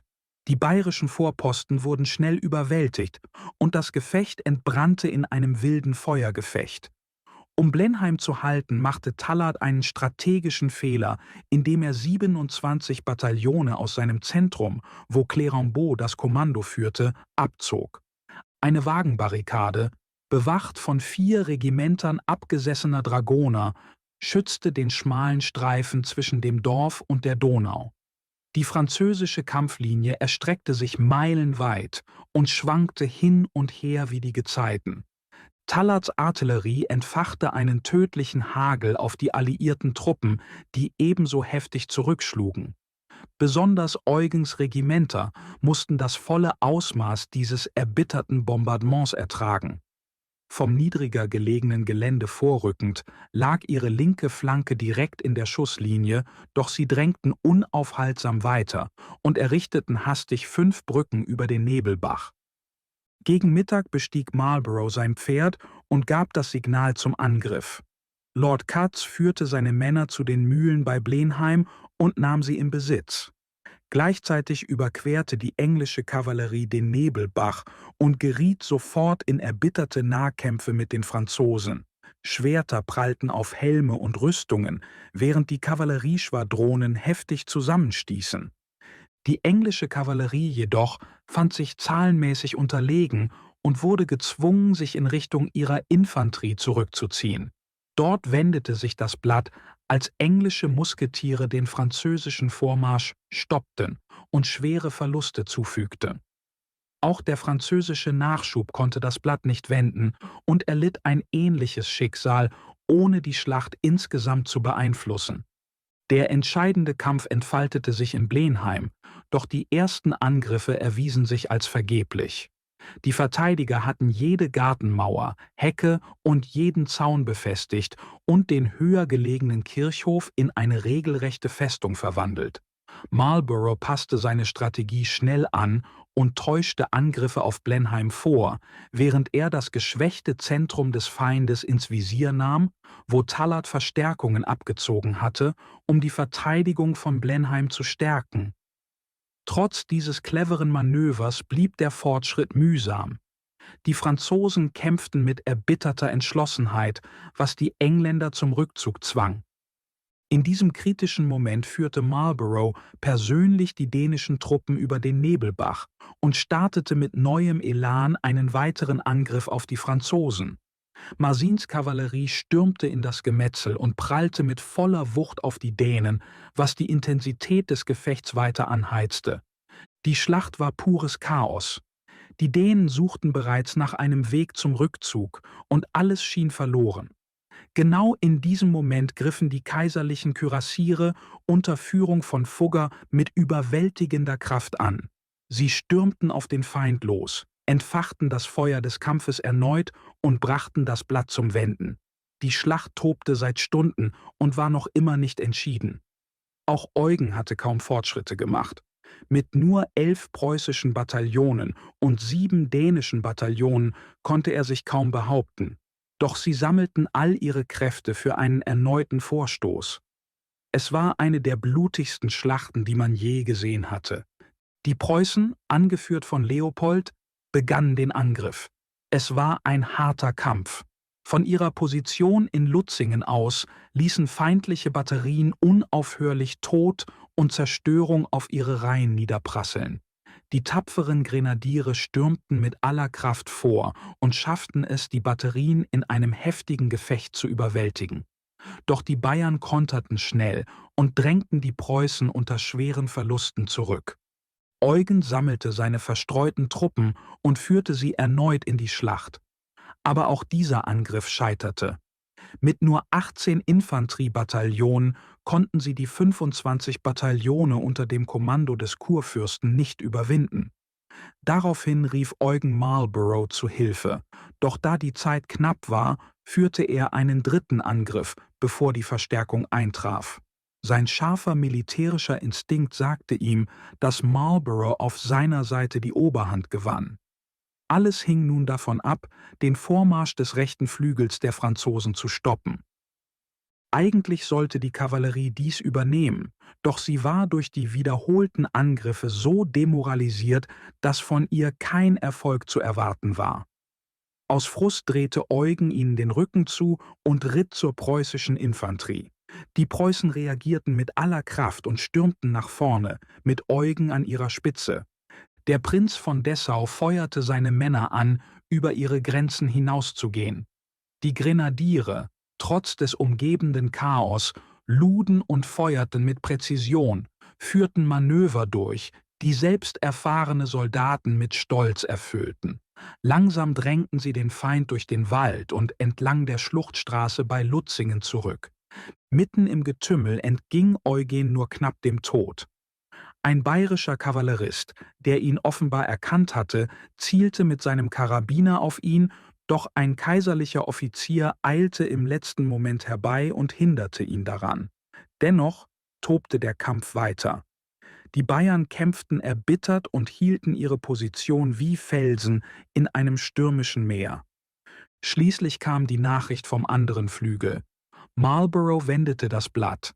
Marschall Tallard war verwundet und gefangen genommen worden und Blenheim war von englischen Truppen umzingelt. Dann ließ der feige Clérambault, der die entscheidende französische Stellung hielt, seinen Posten im Stich. Die Engländer stürmten in Blenheim hinein, erschossen und durchtrennten jeden Widerstand und nahmen 9000 französische Soldaten gefangen.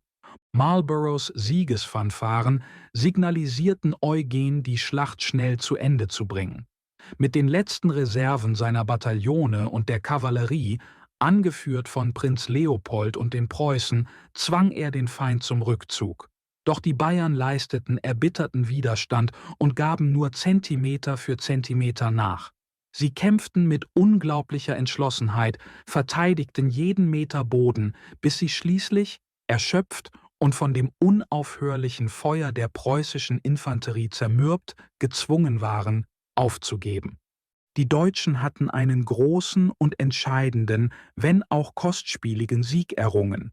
52.000 Deutsche und Engländer hatten gegen 56.000 Franzosen und Bayern gekämpft. 14.000 Franzosen und Bayern lagen tot auf dem Schlachtfeld und fast ebenso viele wurden gefangen genommen. Die Sieger erbeuteten 140 Kanonen sowie zahlreiche Fahnen und Standarten. Ganz Deutschland und ein Großteil Europas feierten den Triumph bei Blenheim und die Demütigung der Franzosen. Marlborough und Eugen wurden zu den Helden der Stunde. Marlborough wurde zum Fürsten des Heiligen Römischen Reiches erhoben und Eugens Residenz in Wien wurde als steuerfreies Adelsgut erklärt. In Paris hingegen herrschte eine düstere Stimmung. Fast jede wichtige Familie trauerte um ihre Toten oder sorgte sich um verwundete oder gefangene Söhne. Die Verzweiflung war allgegenwärtig.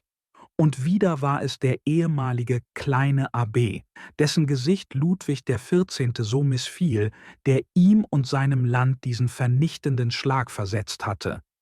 Hätten die Alliierten die fliehenden Franzosen so schnell zum Rhein verfolgt, wie Eugen es gewünscht hätte, hätte der Sieg bei Blenheim noch bedeutendere Folgen haben können. Doch in Wien hatte eine vorsichtige Gruppe von Beamten, die späteren Generationen als Schreiberlinge bezeichnen würden, andere Vorstellungen und verhinderten, dass Eugen weiter handelte. Kapitel 7 – Der Befreier Italiens. Die Franzosen versuchten nun, ihre Verluste in Deutschland durch verstärkte Bemühungen in Italien auszugleichen, wo sie bessere Chancen witterten. Ungarische Truppen unter dem mutigen Grafen Alexander Karoli sammelten sich in der Nähe von Wien, während die kaiserlichen Truppen in Italien unter Hunger und Entbehrungen litten. Kaiser Leopold war inzwischen alt und gleichgültig geworden, und seine übliche Unentschlossenheit und mangelndes Selbstvertrauen hatten sich noch verstärkt. Unterdessen gelang es General von Heister, einem treuen Artillerieoffizier, die Ungarn zurückzudrängen. Eugen wurde erneut nach Italien geschickt, mit dem Auftrag, Ordnung wiederherzustellen und, wenn möglich, den Weg nach vorn zu ebnen.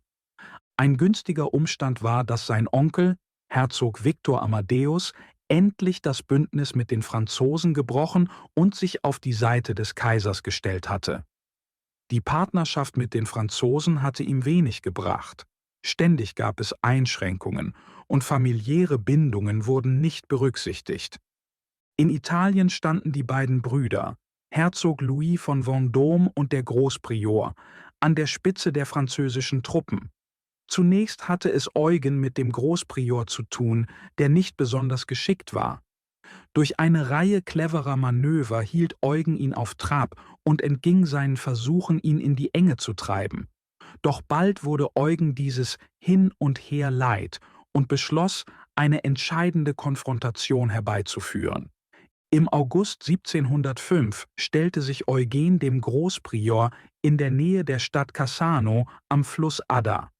Der Feind befand sich in einer starken Position und Eugens Armee war, abgesehen von den 8000 Preußen unter Prinz Leopold von Dessau, verhältnismäßig klein. Dennoch entschloss sich Eugen zum Angriff und überraschte den Großprior, bis dieser durch Boten seines Bruders Louis alarmiert wurde. Nun hochwachsam und aus Angst vor einem Tadel stellte der Großprior seine Truppen hinter mehreren Kanälen auf und befestigte die Insel in der Adda sowie ein großes steinernes Gebäude, das die Insel und die Brücke dazu kontrollierte, genannt die Osteria. Eugens Truppen eröffneten die Schlacht mit einem schweren Artilleriebeschuss. Die Infanterie folgte, eroberte schnell die Osteria und versuchte, die Schleusen des Kanals zu schließen. Während sie an dieser schwierigen Aufgabe arbeiteten, starteten die französischen Regimenter einen heftigen Gegenangriff, drängten die kaiserlichen Truppen zurück und nahmen die Osteria erneut ein. Die Österreicher erlangten die Kontrolle über die Brücke und das Gebäude zurück, wurden jedoch immer wieder zum Rückzug gezwungen. Unbeirrt führte Eugen seine Männer persönlich in einen dritten Angriff, trieb die französischen Truppen in den Fluss und bereitete sich darauf vor, ihre Verteidigungsstellungen einzunehmen. Doch sie wurden von heftigem Granatfeuer empfangen, das ganze Reihen von Soldaten dezimierte, und Eugen musste erneut den Rückzug antreten. Inzwischen traf Herzog Louis mit frischen Truppen auf dem Schlachtfeld ein. Prinz Leopold und seine Soldaten waren die ersten, die sich seinem Angriff stellten. Nachdem sie durch die Kanäle gewartet waren, um den Feind schneller zu erreichen, stürmten sie mit aufgepflanzten Bajonetten vorwärts. Doch sie wurden von einer verheerenden Salve aus Kugeln und Kanonenfeuer empfangen, was die Preußen zum Rückzug zwang. Dieser Rückzug war jedoch nur von kurzer Dauer. Leopold war keiner, der leicht aufgab. Mit dem Ruf „Nur ein Feigling würde seinen General im Stich lassen" sprang Leopold zurück in den Kanal und führte seine Grenadiere. Sie drängten vorwärts, überquerten 2 Kanäle und rückten dem Feind näher, wurden jedoch erneut von heftigem französischem Kanonen- und Gewehrfeuer zurückgeworfen.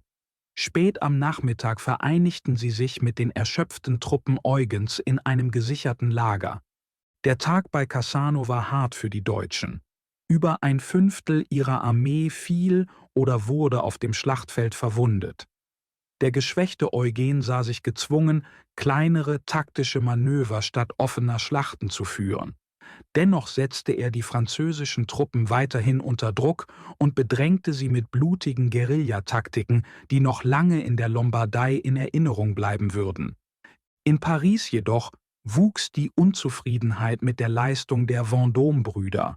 Beide wurden abberufen und Herzog Philipp von Orléans übernahm gemeinsam mit Marschall Mazzin das Kommando über die Armee. Dieser Wechsel gab Eugen neuen Ansporn, seine Fähigkeiten gegen die neue französische Führung zu testen. Turin, die letzte Festung von Herzog Victor Amadeus von Savoyen, war bedroht. Starhemberg verteidigte die Stadt mit nur 7000 Mann, während eine 40.000 Mann starke französische Streitmacht heranrückte, um die Belagerung vorzubereiten. Doch Eugen handelte schnell. Mit 30.000 Mann überquerte er den Po, flankierte die Franzosen, überquerte auch die Dora und schlug sein Lager zwischen der Dora und der Stura auf. Bei Tagesanbruch am 7. September 1706 brachen die verbündeten Truppen das Lager ab und formierten sich in 8 Kolonnen. 4 bildeten die 1. Division und 4 die 2. Sobald die französischen Kommandanten Eugens Plan erkannten, schickten sie rasch Verstärkungen in das betroffene Gebiet und eröffneten ein heftiges Kanonenduell. Natürlich antwortete die kaiserliche Artillerie in gleichem Maße, und dieses Feuergefecht tobte über 2 Stunden hinweg. Inzwischen bereitete sich Graf von Daun in Turin auf einen gut abgestimmten Ausfall vor, mit 12 Bataillonen, 400 Grenadieren, 500 Kavalleristen und 6 Feldgeschützen. Die Bürger von Turin verfolgten die Schlacht von den Dächern und Kirchtürmen aus und beteten für den Erfolg der deutschen Streitkräfte. Die preußischen Truppen unter der Führung von Prinz Leopold erhielten schnell den Befehl zum Angriff. Sie marschierten, als befänden sie sich auf dem Paradeplatz, mit fester Entschlossenheit voran, ohne einen einzigen Schuss abzugeben. Sie wurden von einem verheerenden Feuerhagel der Franzosen empfangen, wobei Kugeln sie von vorne und von den Flanken trafen. Obwohl sie schnell zurückschossen, waren die Chancen gegen sie, und sie mussten sich zurückziehen. Als Eugen dies bemerkte, eilte er zu ihrer Unterstützung und brachte den Rest des linken Flügels vor, gefolgt vom Zentrum und dem rechten Flügel. Die Schlacht entbrannte nun entlang der gesamten Linie, und beide Seiten kämpften erbittert. Keine von beiden konnte Boden gewinnen, aber keine wich zurück. Eugen konzentrierte seine Aufmerksamkeit auf die Preußen, in der Überzeugung, dass Prinz Leopold, sein standhafter Verbündeter aus den vorherigen Schlachten bei Höchstädt und Cassano, der Schlüssel sei, um den entscheidenden Schlag zu führen. Mit nur wenigen Worten der Ermutigung führte Leopold, bekannt für seine Hartnäckigkeit, seine bereits stark dezimierten Bataillone in einen wütenden Angriff gegen die Verteidigungslinien des Feindes. Nichts konnte sie aufhalten. Sie überquerten den Graben, stürmten die Redouten und gruben sich ein. Eugen war mitten im Geschehen. Sein Pferd wurde unter ihm erschossen und er fiel zu Boden, dem Tod ins Auge blickend. Doch er stand sofort wieder auf, unbeirrt, und führte seine Männer weiter voran. Gleichzeitig durchbrach der Herzog von Württemberg auf der anderen Seite die Verteidigung des Feindes. Eugen hatte strikte Anweisungen gegeben, dass der linke Flügel die eroberten Befestigungen halten sollte, bis der rechte Flügel und das Zentrum ihre Stellungen ebenfalls gesichert hatten. In der Siegesaufregung verfolgte der linke Flügel jedoch seine vorrückenden Kameraden und ließ die Befestigungen unbewacht. Doch Eugen, stets wachsam, bemerkte dies. Er beorderte schnell das Regiment Starhemberg, die Befestigungen zu besetzen, die erbeuteten französischen Kanonen umzudrehen und den fliehenden Feind damit unter Beschuss zu nehmen. In der Mitte leisteten die Franzosen unter dem Befehl von Philippe von Orléans und Marschall Marcin erbitterten Widerstand. Die Alliierten eroberten die Befestigungen 3-mal, und 3-mal holten die Franzosen sie zurück. Erst als der Herzog von Savoyen sie zum 4. Mal eroberte, konnten sie endgültig gehalten werden. Mit den Franzosen, die an allen Fronten zurückgedrängt wurden, flohen sie in Unordnung Richtung Po und Dora. Nun war Daun an der Reihe, aktiv zu werden. Er empfing die zurückweichenden Franzosen nicht freundlich, sondern begrüßte sie mit Musketenfeuer, nahm einige gefangen und trieb andere in die kalten Fluten des Flusses, wo viele ihr Ende fanden. Mit diesem Sieg war die französische Kontrolle über Mailand gebrochen. Eugen zog triumphierend als neuer, kaiserlicher Statthalter in die Stadt ein, unter großem Jubel der Bevölkerung. Die großen Pläne von König Louis waren durchkreuzt worden, und er muss vor Wut über den kleinen Abbé, Eugen, wie man ihn nannte, geschäumt haben, angesichts der Serie von demütigenden Niederlagen in Italien. Die Siege Deutschlands über Frankreich waren noch nicht abgeschlossen. Während eine kleine kaiserliche Streitmacht nach Neapel marschierte, um die Franzosen dort zu bedrängen, bereiteten sich Eugen und Viktor Amadeus darauf vor, Südfrankreich zu überfallen. Nach einem beschwerlichen Marsch über die Alpen erreichten sie Valette, unweit von Toulon, und errichteten dort ihr Lager. In den folgenden Tagen bombardierten sie Toulon. Als jedoch französische Verstärkungen eintrafen, traf Eugen die kluge Entscheidung, den Rückzug anzutreten, anstatt weiter vorzudringen. Während die Engländer und Holländer auf den Fall von Toulon hofften, zog es Eugen vor, nicht alles für deren Interessen zu riskieren. Aus militärischer Sicht war sein geschickter Rückzug durch feindliches Gebiet eine größere Leistung, als es die Einnahme von Toulon gewesen wäre. Auf dem Weg zurück eroberte Eugen Susa, und im Herbst 1707 kehrte er nach Wien zurück, wo er als Befreier Italiens empfangen wurde und sowohl am Hof als auch vom Volk große Ehre erhielt. Kapitel 8 – Eugens letzte Schlacht im Spanischen Krieg. In den letzten Jahren hatte der Herzog von Marlborough mit unterschiedlichem Erfolg gegen Frankreich in den Niederlanden gekämpft. Doch in letzter Zeit hatte sich die Lage verschlechtert. Französische Truppen unter Marshal Lewis und dem Herzog von Burgund hatten es geschafft, wichtige Städte wie Gent, Brüssel und Brügge zurückzuerobern. Marlborough befand sich in einer schwierigen Lage, die er in einem Brief an Lord Godolphin so beschrieb. Da es einen Gott im Himmel gibt, setze ich mein unerschütterliches Vertrauen in seine göttliche Vorsehung. Ohne seine lenkende Hand und unendliche Weisheit erscheinen unsere Aussichten wahrlich schrecklich und unsere Zukunft ungewiss.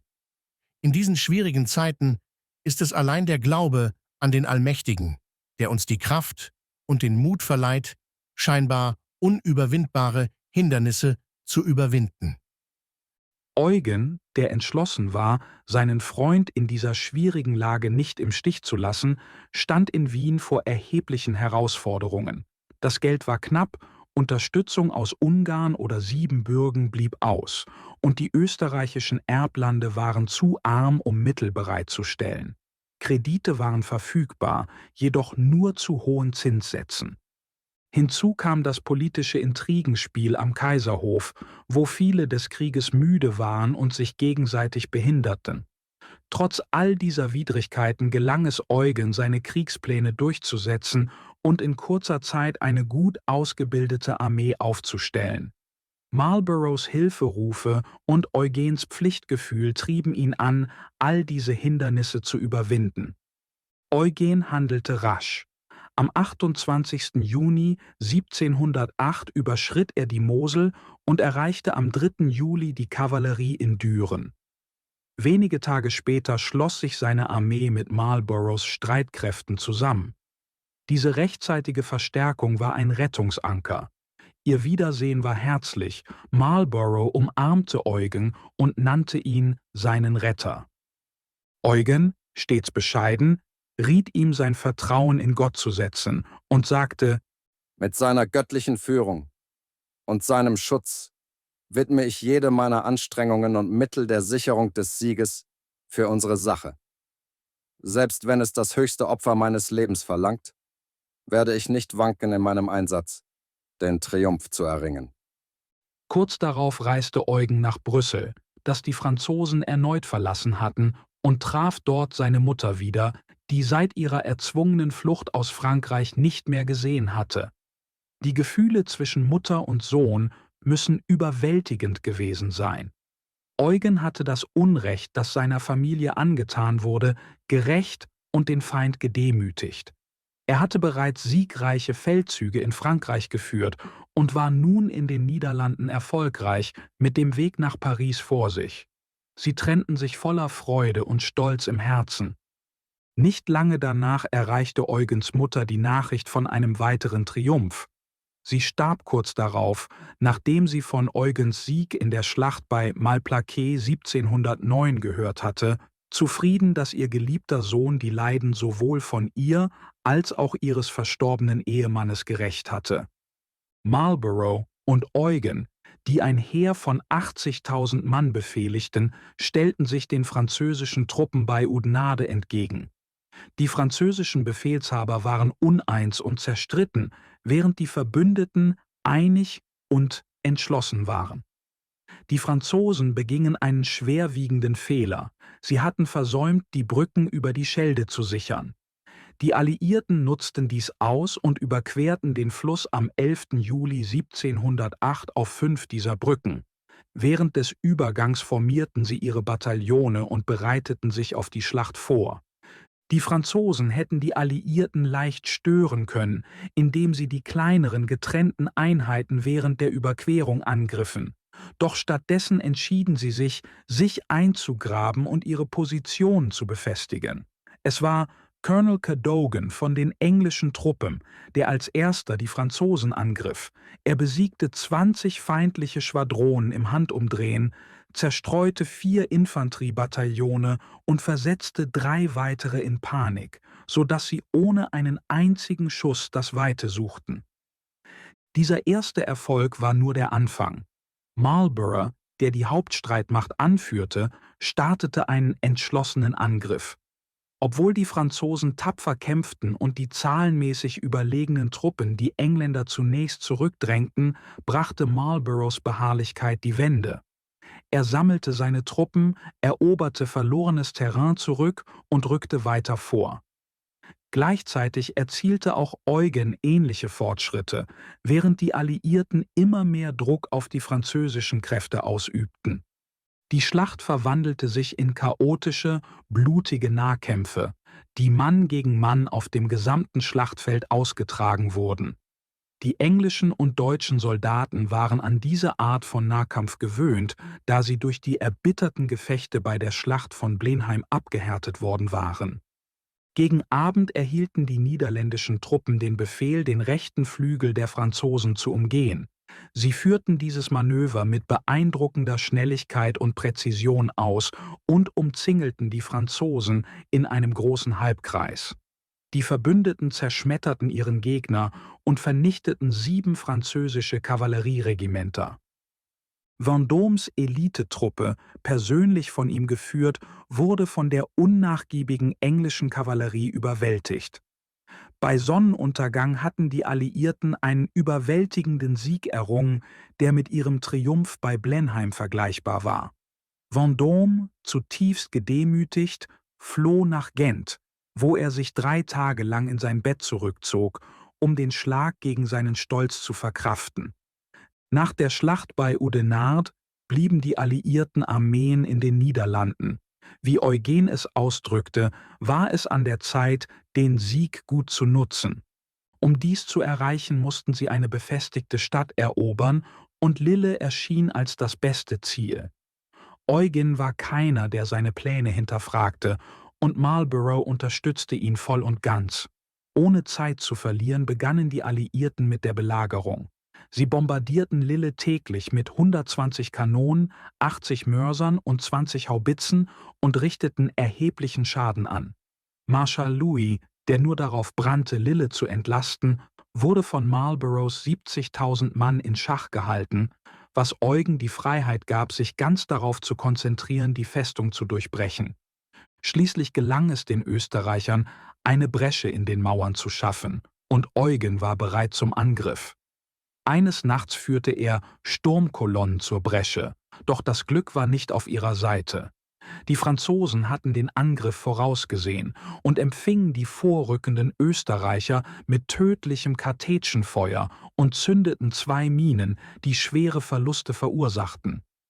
Eugen blieb keine andere Wahl, als sich zurückzuziehen. Doch er gab nicht auf. Kurz darauf führte er einen weiteren nächtlichen Angriff auf die Bresche. Die Österreicher, angetrieben vom Trommelschlag und dem Klang der Trompeten, stürmten vorwärts. Es war ein erbitterter Kampf, und sie wurden 3-mal zurückgeschlagen. Doch beim 4. Versuch gelang es ihnen, mehrere Außenposten zu erobern. Während dieses Angriffs wurde Eugen leicht am Kopf verwundet und übergab das Kommando an Marlborough, überzeugt davon, dass die Operation in fähigen Händen war. Zur gleichen Zeit erhielt Eugen einen Brief, der ein Stück leeres Papier enthielt, das mit einer fettigen, klebrigen Substanz überzogen war. Eugen erkannte sofort, worum es sich handelte, und bemerkte: »Das ist nicht das erste Mal, dass ich so etwas erhalte.« Das Papier war vergiftet. Um es zu testen, band man es einem Hund um den Hals, und innerhalb weniger Stunden war der Hund tot. Kehren wir zur Belagerung von Lille zurück. Am 3. Oktober begann der Hauptangriff, bei dem beide Seiten außergewöhnlichen Mut zeigten. Eugen und Boufflers kämpften an der Seite ihrer Männer und gaben ein furchtloses Beispiel. Während der heftigen Kämpfe wurde Eugen verwundet und fiel zu Boden. Seine Truppen schrien entsetzt auf, doch er beruhigte sie schnell und sagte: „Es ist nichts." Er bedeckte die Wunde mit einem Taschentuch und drängte weiter vorwärts. Trotz seiner Bemühungen überzeugten ihn seine Freunde schließlich, das Schlachtfeld zu verlassen. In der Zwischenzeit tobten die brutalen Kämpfe weiter. Die Franzosen verteidigten jeden Zentimeter mit Entschlossenheit. Soldaten kämpften mit Bajonetten und im Nahkampf, während die Artillerie der Belagerer weiterhin neue Breschen schlug. Die Gräben füllten sich mit Leichen und Trümmern, sodass der Weg vorwärts führte. Am Ende erkannte Boufflers, dass die Stadt nicht gehalten werden konnte, und zog sich in die Zitadelle zurück. Nach weiteren 2 Monaten des Widerstands ergab er sich schließlich den Alliierten. Eugen, der seinen Feind respektierte, unterzeichnete die Kapitulationsbedingungen, ohne sie zu lesen, und sagte: Marschall Boufflers kann nichts verlangen, was ich ihm nicht gewähren könnte. Als man in Den Haag Eugens Sieg mit großen Feierlichkeiten begehen wollte, bat er bescheiden darum, das Geld stattdessen den verwundeten niederländischen Soldaten zukommen zu lassen, die Lille verteidigt hatten. Eugen war stolz darauf, Flandern von den Franzosen befreit zu haben. Über diese Kampagne reflektierend sagte Eugen einst: Ich habe auf vielen Schlachtfeldern gekämpft, aber die Gefühle, die ich in Flandern empfand, waren anders als alles, was ich je zuvor erlebt habe. Wer nicht fühlt, was ich wegen dieses Sieges fühlte, hat nie wirklich die Schlacht in sich selbst gewonnen. Ich habe zuerst mich selbst besiegt und dann die, die mich herabwürdigten. In diesen Ebenen habe ich auch die Schlacht in den Tiefen meiner Seele gewonnen. Friedensverhandlungen wurden in Den Haag versucht, doch sie scheiterten. Nach den Siegen legte Eugen im Namen von Kaiser Joseph I. Forderungen vor. Er verlangte das gesamte spanische Erbe sowie Elsass, Sundgau und die Bistümer Metz, Toul und Verdun, die dem Deutschen Reich unrechtmäßig entzogen worden waren. Diese Forderungen zeigten eine Rückkehr zu starkem, entschlossenem Handeln in den Staatsgeschäften. Der französische Gesandte Marquis de Lossy war über die Kühnheit der Forderungen schockiert und bat darum, sie König Ludwig vorlegen zu dürfen. Wie erwartet, lehnte der König ab. Ohne Aussicht auf Frieden nahm der Krieg mit neuer Heftigkeit seinen Lauf. Der verletzte Stolz des französischen Königs trieb ihn zur Rache, und jedem war klar, dass die nächste Kampagne besonders blutig werden würde. Die Deutschen, Engländer und Niederländer mobilisierten rasch und bereiteten sich auf einen brutalen Konflikt vor. König Ludwig entsandte etwa 120.000 Mann gegen rund 100.000 alliierte Truppen.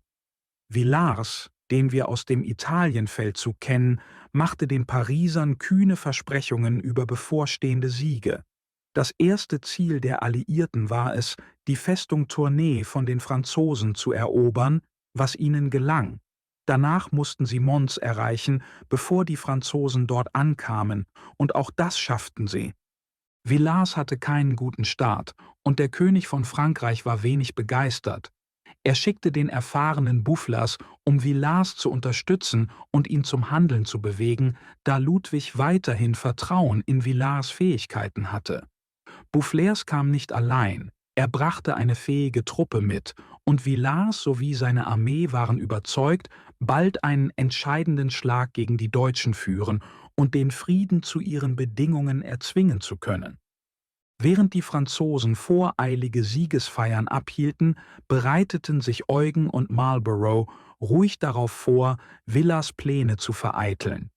Sie bewegten sich rasch mit 90.000 Mann und sicherten wichtige Straßen, um den Franzosen den Zugang nach Mons zu verwehren. Mons, in der Provinz Hennegau gelegen, ist ein hügeliges Gebiet mit Schluchten, Bächen und dichten Wäldern. Vor Marlboroughs Position lag der Wald von Lanière und vor Eugène der Wald von Taignières. Im Norden befand sich der Wald von Sarthe. Zwischen diesen Wäldern lagen die Bereiche Aulnoy, das von Marlborough besetzt war, und die Wolfsgrube, wo Eugène seine Truppen aufgestellt hatte. Das Gelände dazwischen war von tiefen Schluchten durchzogen und somit alles andere als ideal. Dennoch nahmen sie es ein, da sie sich schnell auf den erwarteten französischen Angriff vorbereiten mussten. Villars positionierte sein Zentrum in der Lichtung von Aulnoy, seine Flügel durch die umliegenden Wälder geschützt. Schnell errichtete er Befestigungen und Barrikaden, was darauf hinwies, dass er nicht ganz unbesorgt war. Die alliierten Generäle Marlborough und Eugen betrachteten die französische Stellung von der Windmühle bei Sarthe aus. Ihr Plan bestand darin, einen Scheinangriff auf das Zentrum des Feindes zu starten, während der eigentliche Vorstoß darauf abzielte, den linken Flügel zu verdrängen. 18 Bataillone kaiserlicher Infanterie wurden zwischen Marlborough und Eugen positioniert. Am kalten, regnerischen Morgen des 9. September versammelten sich die alliierten Truppen leise und bereit zum Kampf. Die Franzosen, voller Siegeszuversicht, jubelten lautstark für ihren König und Marschall Villars. Das Schlachtgeschehen begann mit dem donnernden Kanonenfeuer. Inmitten des Lärms rückten sächsische Truppen unter Schulenberg am Waldrand des Saartwaldes vor und kamen bis auf Pistolenweite an die französischen Linien heran. Dort wurden sie jedoch von heftigem Musketenfeuer von Albergottis Truppen empfangen, was die vordersten Reihen in Panik zurückweichen ließ, nur um von den dahinterliegenden Bataillonen wieder nach vorne gedrängt zu werden. Eugen übernahm das Kommando und führte die Truppen persönlich voran. Sie stürmten nacheinander die erste und zweite Redoute. Doch Eugens Truppen stießen bald auf einen dichten, verworrenen Wald, der ihr Vorrücken verlangsamte und die Bataillone auseinanderzog. Zu allem Überfluss blockierte eine neue Barrikade aus Baumstämmen ihren Weg. Trotz dieser Hindernisse gelang es ihnen schließlich, den Saartwald zu erobern und die Franzosen zurückzudrängen. Unterdessen führte der preußische General von Lottum in Marlboroughs Division 22 Bataillone in einem kühnen Angriff auf den linken Flügel der Franzosen, wo Villars persönlich das Kommando führte. Obwohl die vorstoßenden Grenadiere schwere Verluste durch Kartätschen und Musketenfeuer erlitten, hielten sie durch und zwangen Villars schließlich, sich hinter den Wald zurückzuziehen. Während Villars damit beschäftigt war, seine Truppen neu zu formieren, überraschte ihn der Prinz von Oranien mit 30 Bataillonen, was einen erbitterten Kampf entfachte. Die Franzosen verteidigten sich heldenhaft und schlugen die Angreifer zunächst zurück. Doch lange konnten sie nicht standhalten, denn Eugen eilte rasch zur Unterstützung. Inmitten des Chaos schuf Eugen Ordnung, ermutigte seine Truppen und lobte ihren Einsatz. Während der Schlacht traf ihn eine Musketenkugel am Hinterkopf. Trotz der Verwundung wischte Eugen die Bedenken seiner Freunde beiseite und sagte lächelnd: Wenn meine Zeit gekommen ist, wird kein Verband mein Schicksal ändern. Doch sollte ich diesen Tag überleben, kann der Wundarzt meine Verletzungen versorgen, wenn der Sieg errungen ist. Unsere Pflicht ruft uns jetzt fortzufahren und den Sieg für unsere Sache zu sichern. Jede Minute, die wir hier verweilen, ist ein verlorener Augenblick auf dem Feld, wo unsere Männer uns am meisten brauchen. Kehren wir zurück ins Gefecht und zeigen unseren Feinden den wahren Stahl unseres Willens. Mit diesen Worten stürzte er sich erneut ins Kampfgetümmel. Trotz des Mutes von Marlboroughs und Eugens Truppen blieb die Schlacht lange Zeit unentschieden. Doch Eugen, blutend und unter Schmerzen, behielt das Schlachtfeld stets im Blick. Schließlich kam der entscheidende Moment. Villars, verzweifelt nach einem Sieg strebend, schickte 30 Bataillone in einem Bajonettangriff gegen Eugens Truppen. Dafür hatte er Soldaten aus den Redouten auf dem rechten Flügel abgezogen, die Boufflers tapfer verteidigt hatte. Eugen erkannte die Schwachstelle. Er sammelte seine Infanterie und startete einen erbitterten Angriff auf den geschwächten linken Flügel der Franzosen. Ein brutaler Kampf folgte, Doch trotz ihres heldenhaften Einsatzes konnten die Franzosen die Alliierten nicht zurückhalten. Eugen, an der Spitze seiner Männer, durchbrach das Zentrum der französischen Linie. Die Kavallerie unter Starhemberg fegte über das Schlachtfeld und schnitt alles nieder, was sich ihnen in den Weg stellte, während die preußischen Bataillone verheerendes Feuer eröffneten. Die Franzosen flohen in völliger Unordnung. Auf dem anderen Flügel waren die Alliierten ebenso erfolgreich. Angespornt durch den deutschen Sieg rückten die englischen Truppen vor. Mit 15 Bataillonen und der Unterstützung von 17 Schwadronen unter Bülow nahm Orkney die französischen Verschanzungen bei Bléron ein. Der Prinz von Oranien, der erneut seinen Heldenmut unter Beweis stellte, spielte eine entscheidende Rolle für den Sieg. Trotz eines heftigen Kavalleriegefechts auf der Ebene von Malplaquet, bei dem die Franzosen kurzzeitig Erfolg hatten, brachte das Eintreffen der kaiserlichen Kavallerie vom anderen Flügel die französischen Streitkräfte zum Zusammenbruch. Sie traten den Rückzug an, geschickt angeführt von Boufflers. Doch die alliierten Truppen waren zu erschöpft für eine intensive Verfolgung. Lediglich 12 Schwadronen der kaiserlichen Kavallerie verfolgten und bedrängten die fliehenden Franzosen. Die Schlacht von Malplaquet, eine der blutigsten des Spanischen Erbfolgekriegs, war ein erbittertes und verheerendes Gefecht. Beide Seiten erlitten hohe Verluste.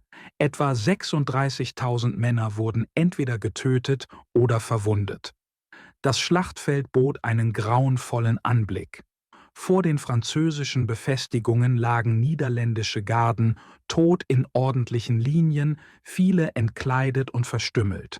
Die Gräben waren mit Leichen gefüllt. Die siegreichen alliierten Truppen verbrachten die Nacht auf dem Feld, doch es war eine Nacht ebenso schrecklich wie die Schlacht selbst. Malplaquet markierte die letzte große Schlacht des Spanischen Erbfolgekriegs, obwohl es danach noch einige kleinere Gefechte und taktische Operationen gab. Die Verhandlungen über territoriale Ansprüche zogen sich jahrelang hin, da keine der Seiten bereit war, nachzugeben.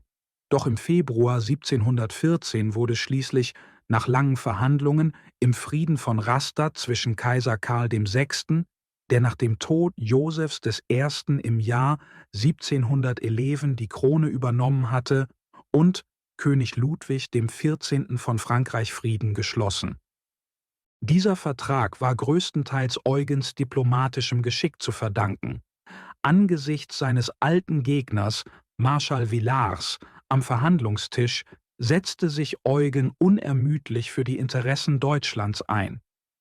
Trotz schwieriger Umstände gelang es ihm, mehrere Gebiete für den Kaiser zurückzugewinnen. Während Frankreich Landau behielt, wurden andere eroberte Gebiete zurückgegeben und Mailand, Neapel, Sardinien sowie die spanischen Niederlande gingen an den Kaiser über. Eugen und Villars trennten sich in Rastatt in freundschaftlichem Einvernehmen, da sie im Laufe der Jahre gegenseitigen Respekt entwickelt hatten. Beim Abschied bemerkte Villars: Ihre Feinde befinden sich nicht im Lager des Feindes, sondern in Wien, genauso wie meine in Versailles. Seine Worte sollten sich später als düstere Prophezeiung erweisen. Kapitel 9 Eugens letzter Widerstand gegen die Türken. Nach einigen Jahren des Friedens ergriff Prinz Eugen erneut die Waffen, diesmal gegen die Türken. Die Venezianer hatten um Hilfe gegen das Osmanische Reich gebeten. Anfangs schien es, als könnte die Angelegenheit diplomatisch gelöst werden. Doch die Beamten in Konstantinopel schlugen einen so arroganten Ton an, dass Wien dies nicht tolerieren konnte. Zudem war das Österreichische Reich jetzt viel stärker als in früheren Zeiten, als die Türken beinahe die Tore Wiens erreicht hatten. Nachdem es bereits Frankreich besiegt hatte, war Österreich zuversichtlich, dass es auch gegen die Osmanen bestehen könnte. Die Türken jedoch waren entschlossen, das Verlorene zurückzuerobern, koste es, was es wolle. Eugen, zum Generalgouverneur der Niederlande ernannt, ein klares Zeichen des enormen Vertrauens des Kaisers in ihn, bereitete sich darauf vor, die Verteidigung gegen den erbittertsten Feind der Christenheit anzuführen. Umgeben von einer Gruppe von Helden wie dem furchtlosen Heister, bekannt als der Geißel der Türken, dem geschickten Kavalleriekommandanten Palffy, Prinz Alexander von Württemberg, dem treuen Mercy und dem erfahrenen Starhemberg, verließ Eugen Wien, um sich der kaiserlichen Armee anzuschließen, die sich im Sommer 1716 in Peterwart-Ain versammelte. In der Zwischenzeit waren die Türken nicht untätig gewesen. Ihre Armee, die mindestens 200.000 Mann umfasste, war nach türkischen Maßstäben gut vorbereitet und mit allem ausgestattet, was sie benötigten. Zuversichtlich in ihre Stärke sandte der Großvezier Ali einen Brief an Feldmarschall Eugen, der folgende überhebliche Worte enthielt: Das Osmanische Reich erwartet, in diesem Feldzug viel Ruhm und viele Siege zu erringen, während ihr schändliches Verhalten Unheil, Flüche und eine schmachvolle Niederlage nicht nur über euch, sondern auch über eure Nachkommen bringen wird. Obwohl die Türken ihre Unschuld beteuerten, wusste jeder, was sie beabsichtigten. Es dauerte nicht lange, bis die beiden Armeen einander gegenüberstanden, denn beide Seiten waren kampfeslustig. Feldmarschall Palffy, der eine kleine Aufklärungsgruppe anführte, ritt mutig aus, um die Position des Feindes auszukundschaften. Die Mission war gefährlich und erforderte die Navigation durch Schluchten und Gräben. Plötzlich griffen 20.000 türkische Reiter Palffys Gruppe von kaum 2.000 Mann an. In dem schwierigen Gelände waren sowohl Rückzug als auch Vorstoß gefährlich, was die Lage verzweifelt machte. Doch Palffy blieb ruhig und führte seine Männer in eine mutige Verteidigung. Trotz der erdrückenden Übermacht schlugen sie heftig zurück und fügten den Türken schwere Verluste zu, bevor sie erfolgreich zu Eugen zurückkehrten. Es wurde nun klar, dass die Türken planten, Peterwart-Ain zu belagern. Sie gruben Schützengräben, errichteten Erdwerke und Befestigungen und bombardierten Eugens Truppen unaufhörlich. Eugen war nicht der Typ von Befehlshaber, der Verzögerung oder defensive Taktiken lange tolerierte.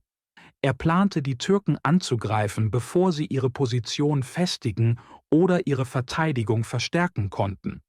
Mit seiner gewohnten Schnelligkeit bereitete Eugen alles für einen entscheidenden Schlag am 4. August vor. Die Türken schienen zu spüren, dass ein Angriff bevorstand.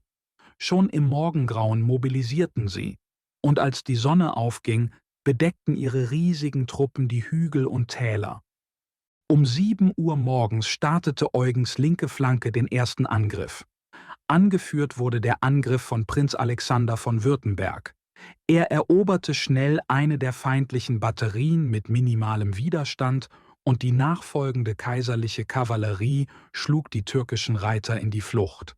Die Moral unter Eugens Truppen war hoch, doch sie wussten, dass die härtesten Kämpfe noch bevorstanden. Zur gleichen Zeit rückte die kaiserliche Infanterie vor, um den Rest der feindlichen Kräfte anzugreifen. Doch die engen Gräben erschwerten es ihnen, die Formation zu halten, was zu Verzögerungen führte, als sie sich außerhalb der Verteidigungsanlage neu formierten. Die Türken nutzten die Gelegenheit und starteten einen heftigen Gegenangriff. Mit lauten Kriegsschreien drängten sie die kaiserlichen Truppen zurück und schafften es sogar, die erste und zweite Verteidigungslinie zu durchbrechen. Doch die kaiserliche Kavallerie traf schnell ein und zwang die Türken erneut zum Rückzug. Die kaiserliche Infanterie formierte sich rasch neu und rückte für einen weiteren Angriff vor. Es entbrannte ein brutaler Kampf. Die kaiserlichen Kürassiere dominierten, sie schnitten alles nieder, was sich ihnen in den Weg stellte. Die leichtere türkische Kavallerie zerstreute sich wie Blätter im Wind. Trotzdem kämpften die Türken mit unglaublichem Durchhaltevermögen weiter und schafften es, Teile der kaiserlichen Infanterie abzuwehren. Ein Abschnitt der kaiserlichen Truppen wurde wiederholt zurückgedrängt und die Türken siegessicher rufend begannen die Verfolgung. Doch in ihrem Eifer ließen sie ihre Flanken ungeschützt. Dies war Eugens Moment für einen entscheidenden Schlag. Mit Blitzgeschwindigkeit befahl er der Kavallerie unter Heister, die linke Flanke der Türken anzugreifen, während die Bataillone unter dem Prinzen von Württemberg gleichzeitig auf der rechten Seite und im Zentrum angriffen. Die kaiserlichen Kolonnen formierten sich für einen mächtigen Sturmangriff. Umzingelt auf 3 Seiten, unter schwerem Beschuss von den Kanonen Peterwart I und in heftige Nahkämpfe mit den stärkeren deutschen Soldaten verwickelt, brach die türkische Armee zusammen und floh. Die deutsche Kavallerie jagte die fliehenden Soldaten erbarmungslos und schlug ganze Regimenter nieder, während sie andere gefangen nahm. Die letzte Bastion der Türken, eine Wagenbarrikade, fiel rasch und mit ihr zerbrach jeder verbleibende Widerstand. Weiteres Kämpfen war sinnlos. Während Prinz Eugen die Schlacht zu Pferde leitete und den Gefahren des Krieges ausgesetzt war, verharrte Großwesir Ali in seinem Zelt neben dem heiligen Banner des Propheten. Als seine Truppen schließlich in die Flucht gerieten, regte er sich. Mit gezücktem Schwert rannte er auf die fliehenden Soldaten zu und schlug mehrere nieder, um sie zum Kampf zurückzutreiben. Er flehte, befahl und fluchte, doch es war nutzlos. Die Flut der Niederlage war nicht aufzuhalten. Verzweifelt führte er seine Leibwache in den Kampf, fiel jedoch bald, tödlich verwundet. Seine besiegte Armee floh nach Belgrad und die Österreicher nahmen Temeswar ein. Erneut hielt Eugen einen Dankgottesdienst auf dem Schlachtfeld ab. Eugens Sieg bei Peterwart I versetzte Europa in Aufruhr. Er wurde zum gefeierten Helden der Zeit, bewundert von allen, von Adligen bis zu einfachen Bürgern. Monarchen aus ganz Europa überschütteten ihn mit Ehren. Der Papst schickte ihm einen geweihten Hut und ein Schwert, und sogar Marschall Villars, sein früherer Gegner, schrieb ihm einen Bewunderungsbrief. Trotz ihrer vernichtenden Niederlage waren die Türken entschlossen, es erneut zu versuchen. Die Nachricht von einer weiteren Kampagne gegen die Türken erfüllte Europa mit Hoffnung, da viele glaubten, dies könnte der endgültige Schlag gegen ihren langjährigen Feind sein. Junge Adelige und Prinzen eilten herbei, um in Eugens Armee zu dienen, voller Eifer, unter seinem Kommando zu kämpfen und die Kunst des Krieges von ihm zu lernen. Getreu seiner Art war Eugen schnell in seinen Vorbereitungen. Am 9. Juni 1717 brach er von Peterwardein auf und erreichte Pančova am 14. Juni. Am 15. und 16. Juni hatte die kaiserliche Armee die Donau überquert. Sein ehrgeiziges Ziel war die Rückeroberung der Festung Belgrad, die von 30.000 Elitetürken verteidigt wurde. Die Herausforderung war gewaltig, da 200.000 Türken unter der Führung von Großwesir Chalis von Adrianopel bereits auf dem Weg waren, um ihn aufzuhalten. Doch trotz der überwältigenden Übermacht vertraute Eugens Armee voll und ganz auf ihren kühnen und kampferprobten Führer. Eugens strategische Brillanz zeigte sich einmal mehr. Er musste seine Truppen vor 2 potenziellen Bedrohungen schützen: einem Angriff der Besatzung von Belgrad von innen und einem Angriff der türkischen Verstärkungen von außen. Um sich vorzubereiten, befestigte er sein Lager schnell mit Mauern, tiefen Gräben, Erdwällen und Schützengräben. Er schuf auch versteckte Ausgänge in den Mauern, damit seine Truppen bei Bedarf schnell ins offene Feld gelangen konnten. Eugen befahl den Bau von Brücken über die Sümpfe, besetzte die Semliner Brücke auf der Banater Seite der Donau und sicherte eine Insel in der Donau nahe Belgrad mit Schanzen. Er ergriff jede Vorsichtsmaßnahme, um einem Feind zu begegnen, der seine Kräfte um das Dreifache übertraf. Mitten in diesen Vorbereitungen sah sich Eugen einer Naturkatastrophe gegenüber. Ein heftiger Orkan brach herein, zerriss die eisernen Ketten, die die Schiffe verankerten, zerstörte die Brücken und richtete sowohl bei den österreichischen als auch bei den türkischen Schiffen auf der Donau großen Schaden an. Das Chaos ermöglichte es 10.000 Türken, die Seif zu überqueren und die österreichischen Befestigungen anzugreifen. Verwirrung breitete sich unter den österreichischen Soldaten aus, doch ein besonnener hessischer Hauptmann sammelte seine halbe Kompanie und hielt tapfer den Feind zurück, bis Verstärkung eintraf. 2 Grenadierkompanien eilten ihm zu Hilfe und drängten die Türken zurück. Unter lautem Allah-Rufen drangen die Janitscharen in die österreichischen Verteidigungsanlagen ein und metzelten die desorientierten Soldaten nieder. Doch ihr Erfolg war nur von kurzer Dauer. 250 kaiserliche Kürassiere stürmten heran, schlugen die Janitscharen nieder oder trieben sie in die reißende Donau. Gleichzeitig eröffnete die österreichische Artillerie das Feuer auf Belgrad und zerstörte große Teile der Festungsanlagen sowie die Uferbefestigungen der Stadt. Dann erreichte Eugen die Nachricht, dass Großvezier Chalice mit Verstärkungen heranrückte. Was zunächst als Gerücht begann, wurde bald zur Tatsache, als Husaren und Serben, gefolgt von türkischer leichter Kavallerie, bei den Befestigungen eintrafen. Die entscheidende Schlacht rückte näher. Einige Tage später fand sich Eugen von Feinden sowohl vor als auch hinter sich umzingelt. Unter schwerem Beschuss von allen Seiten musste er Ruhe bewahren. Viele hätten in einer solchen Lage die Nerven verloren, doch Eugen traf seine Entscheidung. Mit nur einem kleinen Teil seiner Armee zur Bewachung von Belgrad führte er die restlichen 40.000 Soldaten entschlossen in die Schlacht gegen den heranrückenden Großvezier Chalice. Eugens Situation in Belgrad war ähnlich der von Werder in Belfort. Die Infanterie bildete das Zentrum, während die Kavallerie auf den Flügeln positioniert war. Es gab keine Illusionen über die Schwere der Lage. Es blieben nur zwei Möglichkeiten: siegen oder sterben. In einem Kriegsrat machte Eugen seine Haltung klar. Herren, unsere Lage ist kritisch. Wir befinden uns zwischen der Festung und der heranrückenden feindlichen Armee. Es gibt nur zwei mögliche Ausgänge. Entweder nehmen wir Belgrad und siegen, oder die Türken überwältigen uns und unser Feldzug endet hier. Ich bin entschlossen, mit all unserer Kraft und List zu kämpfen. Wir müssen entschlossen und ohne Zögern handeln. Belgrad muss unseren Kräften unterliegen. Oder wir fallen im Versuch. Es gibt keinen Mittelweg, keinen Platz für halbe Maßnahmen. Lasst uns mit dem Mut und der Entschlossenheit kämpfen, die uns bis hierher gebracht haben. Sieg oder Tod. Das sind unsere einzigen Optionen. Er wies seine Offiziere an, ihre Befehle ruhig und leise zu erteilen, ohne laut zu werden oder Anzeichen von Nervosität zu zeigen. Kein Offizier und kein Soldat durfte seine Position verlassen, und wer beim Plündern oder Beutemachen erwischt wurde, dem drohte der Tod.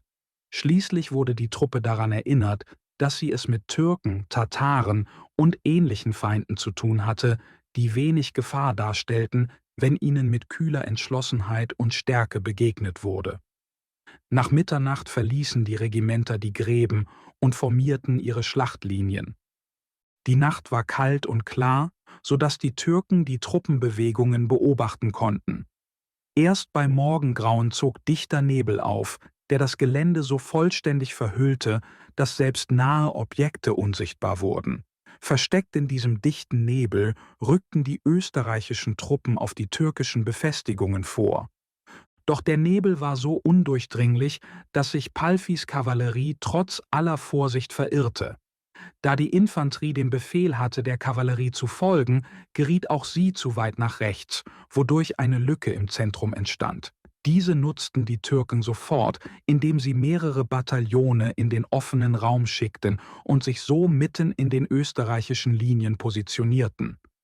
So begann die Schlacht, und der gesamte rechte Flügel geriet bald in erbitterte Kämpfe. Palffys Kavallerie kämpfte heldenhaft. Jeder Mann zeigte außergewöhnlichen Mut, doch sie waren zahlenmäßig unterlegen und ihre Niederlage schien unvermeidlich. General von Mercy eilte herbei, um seinen Kameraden zu Hilfe zu kommen, gefolgt vom furchtlosen Starhemberg mit seiner Infanterie. Gemeinsam starteten sie einen überwältigenden Angriff auf den Feind von vorne, während die Kavallerie von der Flanke aus zuschlug. Diese vereinte Kraft war zu mächtig, um ihr lange standzuhalten. Die Türken flohen und überließen die Batterien den vorrückenden Österreichern. Während die heftigen Kämpfe am rechten Flügel tobten, breitete sich die Schlacht allmählich über die gesamte Front aus. Der Nebel wurde noch dichter, sodass weder die eine noch die andere Seite den Feind sehen konnte. Trotzdem, rückte die österreichische Infanterie in langsamer, stetiger Formation vor. Als sie die türkischen Schützengräben erreichten, stürmten sie diese schnell, traten über die Leichen ihrer gefallenen Gegner und drängten weiter vor. Anderenorts auf dem Schlachtfeld gewannen die Türken an Boden. Eine große Gruppe ihrer Soldaten, die vom Nebel desorientiert waren, fand sich zwischen den beiden getrennten Flügeln der österreichischen Armee wieder, was zu erbitterten, verzweifelten Kämpfen führte. Gegen 8 Uhr morgens begann ein leichter Wind, den Nebel zu lichten und das chaotische Kampfgeschehen zu offenbaren. Ein Blick auf das Schlachtfeld zeigte Eugen das volle Ausmaß der Gefahr, in der er sich befand. Doch es waren Momente wie diese, in denen Eugens Brillanz leuchtete. Für ihn waren Entscheidungen und Handlungen beinahe eins. Er erkannte, dass der Feind seine Vorteile nicht ausnutzen durfte. Er befahl Prinz von Bevern, mit der 2. Division einen mächtigen Angriff zu starten, während er selbst die vereinigten Kavallerieregimenter in einem Angriff gegen die türkischen Flanken führte. Die Türken kämpften erbittert, nachdem ihnen ihre vorteilhafte Position erst bewusst geworden war. Doch es war zu spät. Der österreichische Angriff war unaufhaltsam. Die Türken wankten, begannen sich zurückzuziehen und die Schlachtlinie wurde wiederhergestellt. In diesem Moment ertönten die Trommeln, die Hörner schmetterten und die Fahnen wurden hoch erhoben, das Signal für einen umfassenden Angriff auf das türkische Lager entlang der gesamten Linie. Es war ein brutaler Kampf, mit schweren Verlusten auf beiden Seiten. Es gab kein Zurückweichen. Die Schlacht tobte hin und her. Nur eine türkische Batterie, die auf einem Hügel positioniert war, hielt sich standhaft. Von ihren 18 Kanonen aus entfesselte sie tödliches Feuer auf die vorrückenden Österreicher. Die Ausschaltung dieser Batterie war entscheidend. 10 Grenadierkompanien, unterstützt von 4 Bataillonen und gedeckt von Kavallerieschwadronen, wurden beauftragt, die Stellung zu erstürmen. Mit wehenden Fahnen und spielender Musik marschierten sie in enger Formation, Schulter an Schulter, wie eine feste Mauer. Ein heftiger Kugelhagel riss Lücken in ihre Reihen, doch sie rückten unaufhaltsam vor, ignorierten ihre gefallenen Kameraden und traten über die Verwundeten und Toten. Mit einem donnernden Siegesruf erreichten sie den Hügel. Ohne einen einzigen Schuss abzugeben, stürmten sie mit aufgepflanzten Bajonetten auf die Janitscharen zu, niederschlagend, was ihnen in den Weg kam, und eroberten die Batterie. Um 9 Uhr morgens verließen die Türken hastig ihr befestigtes Lager und zogen sich unter dem abnehmenden Donner der österreichischen Kanonen zurück. Doch die österreichische leichte Kavallerie setzte dem fliehenden Feind nach. Es war eine entscheidende Schlacht und ein überwältigender Sieg. Die Türken verloren etwa 20.000 Mann, während Eugens Truppen nur 1.500 Verluste hinnehmen mussten. Zu den Kriegsbeuten gehörten fast 200 Kanonen, 150 Fahnen und 9 Rossschweife sowie Schätze aus dem verlassenen türkischen Lager, darunter juwelenbesetzte Waffen und luxuriöse Gegenstände. Eugen schickte sofort General Graf Hamilton, um Kaiser Karl VI. Die Siegesnachricht zu überbringen. Die Spannung und Sorge waren aufgrund von Eugens gefährlicher Lage so groß gewesen, dass die Feierlichkeiten enorm ausfielen. Als Graf Hamilton, nach den Bräuchen der damaligen Zeit, durch das Kärntner Tor in die Stadt einfuhr, begleitet von 6 Postillonen, waren die Straßen von Menschenmassen gesäumt. Die Menschenmenge war so dicht, dass seine Kutsche kaum durchkam, als er sich seinen Weg zum Schloss bahnte. Einige Tage später brachte Oberst Graf Rabutin weitere gute Nachrichten. Belgrad hatte kapituliert.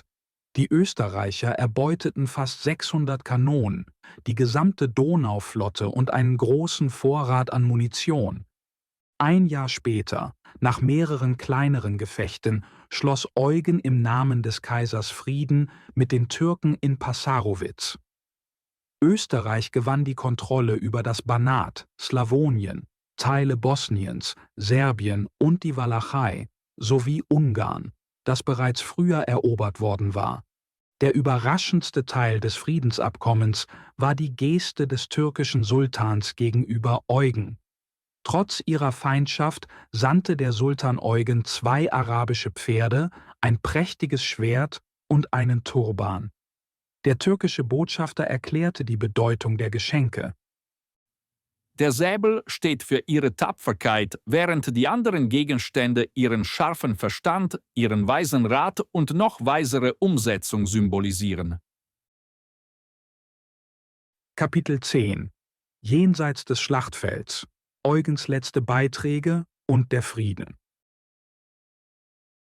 Nach 16 Jahren Frieden, in denen Prinz Eugen sich den Künsten und Wissenschaften widmete, wurde er erneut dazu aufgerufen, das Schwert zu ergreifen. Frankreich bedrohte wieder die Stabilität Europas. Die Franzosen lehnten die Ernennung des sächsischen Kurfürsten zum König von Polen ab und stellten einen eigenen Kandidaten auf. Sie nutzten diese Gelegenheit, um einen Konflikt mit Österreich und Deutschland zu provozieren. Eugen, stets bereit zum Dienst, saß wieder im Sattel, entschlossen, dem neuen König von Frankreich, Ludwig XV., zu zeigen, dass seine militärischen Fähigkeiten immer noch scharf waren. Leider fehlte es diesem Krieg von Anfang an Energie. Eugen wurden nur 20.000 Mann zugewiesen, um einer französischen Streitmacht von 120.000 zu begegnen, anstelle des großen Heeres, das ihm der Kaiser ursprünglich versprochen hatte. Obwohl schließlich Verstärkungen aus Preußen und anderen Teilen des Reiches eintrafen, reichten ihre Zahlen dennoch nicht aus, um bedeutende Offensivaktionen durchzuführen. Trotz allem manövrierte Eugen seine kleine Armee geschickt, und während der 2-jährigen Kampagne erlangte Frankreich am Rhein lediglich Philippsburg, ohne nennenswerte Siege zu erringen. Angesichts der Umstände, der Kaiser ohne Geld, die Armee unbezahlt und die Soldaten hungrig, war es beinahe ein Wunder, dass Frankreich nicht mehr Boden gewann. Doch es war derselbe Eugen, der Sieger von Zenta, Höchstädt, Turin, Oudenarde, Malplaquet, Peterwardein und Belgrad, der die Franzosen in Schach hielt. Während dieses Krieges begegnete Eugen dem Kronprinzen von Preußen, dem zukünftigen Friedrich dem Großen. Der junge Prinz begrüßte den erfahrenen Helden mit einem respektvollen Kommentar: Es wäre mir eine Ehre, Ihre meisterhafte Taktik und Strategie zu beobachten und daraus zu lernen. Es wäre mir ein großes Vergnügen, aus erster Hand zu erleben, wie ein legendärer Held wie Sie weiterhin Erfolge und Siege auf dem Schlachtfeld erringt. Eugen entwickelte eine echte Zuneigung für Friedrich und bedauerte, dass er den jungen Prinzen nicht früher kennengelernt hatte. Eugen sagte zu Friedrich: Mein Prinz, Ihr scharfer Verstand, strategisches Denken und Ihre natürliche Führungsstärke sind für mich offensichtlich. Diese Eigenschaften, gepaart mit Ihrem Enthusiasmus für militärische Angelegenheiten, deuten stark darauf hin, dass Ihnen eine große Zukunft auf dem Schlachtfeld bevorsteht. Ich zweifle nicht daran, dass Sie mit der richtigen Führung und Erfahrung eines Tages ein herausragender militärischer Führer werden, vielleicht sogar die Errungenschaften Ihrer Vorgänger übertreffen werden. Im Spätherbst des Jahres 1735 wurde schließlich Frieden geschlossen. Kaiser Karl VI. Verlor einige Gebiete in Italien, aber erlangte die Anerkennung der pragmatischen Sanktion durch Frankreich, die das Erbrecht der weiblichen Linie des Hauses Habsburg bestätigte. Für den Moment herrschte Frieden, doch für Eugen war dieser Frieden nur von kurzer Dauer. Bald sollte er den ewigen Frieden finden. Bevor wir diese Geschichte abschließen, ist es jedoch wichtig, auch andere Aspekte seines Lebens zu betrachten. Wir haben uns bisher auf Eugen als Soldaten und Helden konzentriert, aber sein Leben umfasst noch mehr.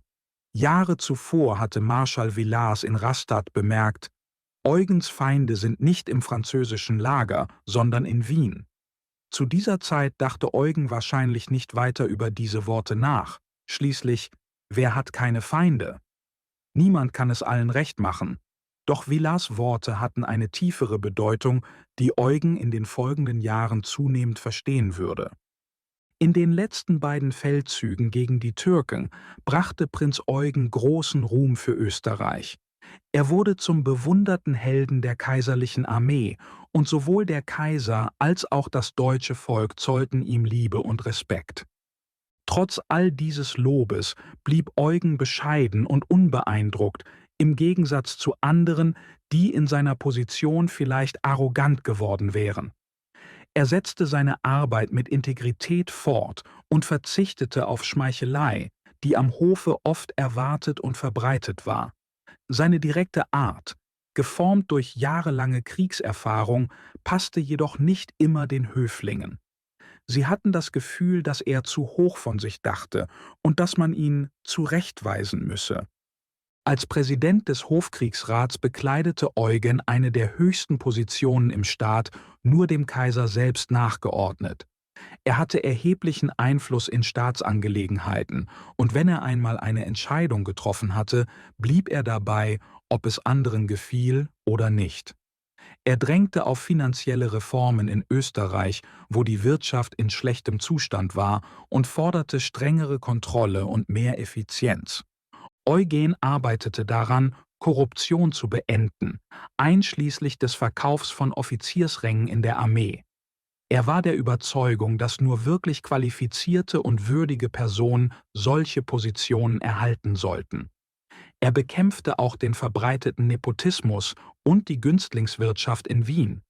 Er sorgte dafür, dass die Soldaten besser versorgt wurden, bestand jedoch auch auf strengerer Disziplin und Gehorsam in der Armee.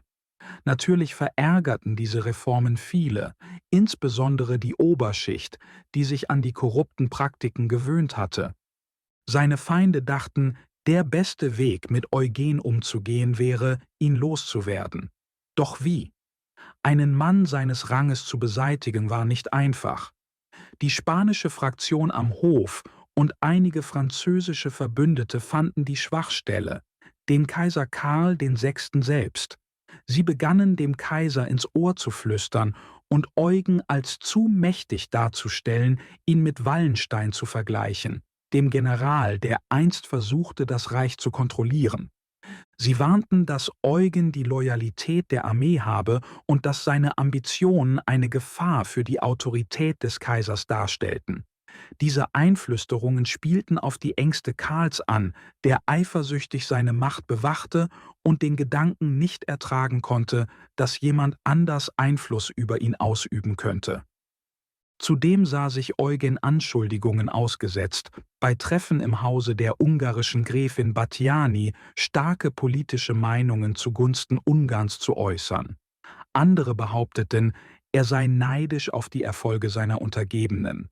Besonders böswillig war die Geschichte, Eugen habe Guido Starhembergs Tapferkeit getestet, indem er Bomben unter den Banketttisch platzierte, die explodierten, als Starhemberg gerade dem Kaiser zuprosten wollte.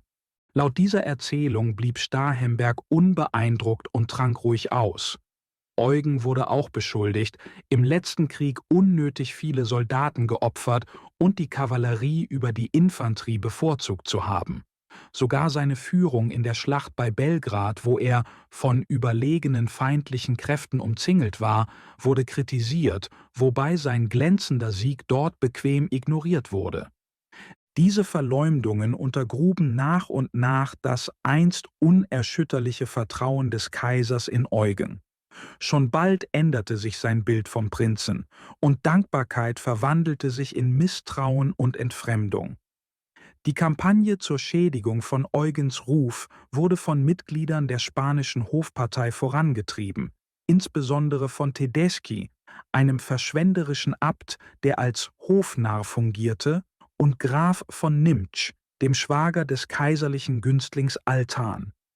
Auch Altan selbst war, zusammen mit dem Marquis von Thomas, dem Botschafter des Herzogs Viktor Amadeus von Savoyen, heimlich in diese niederträchtige Intrige verwickelt.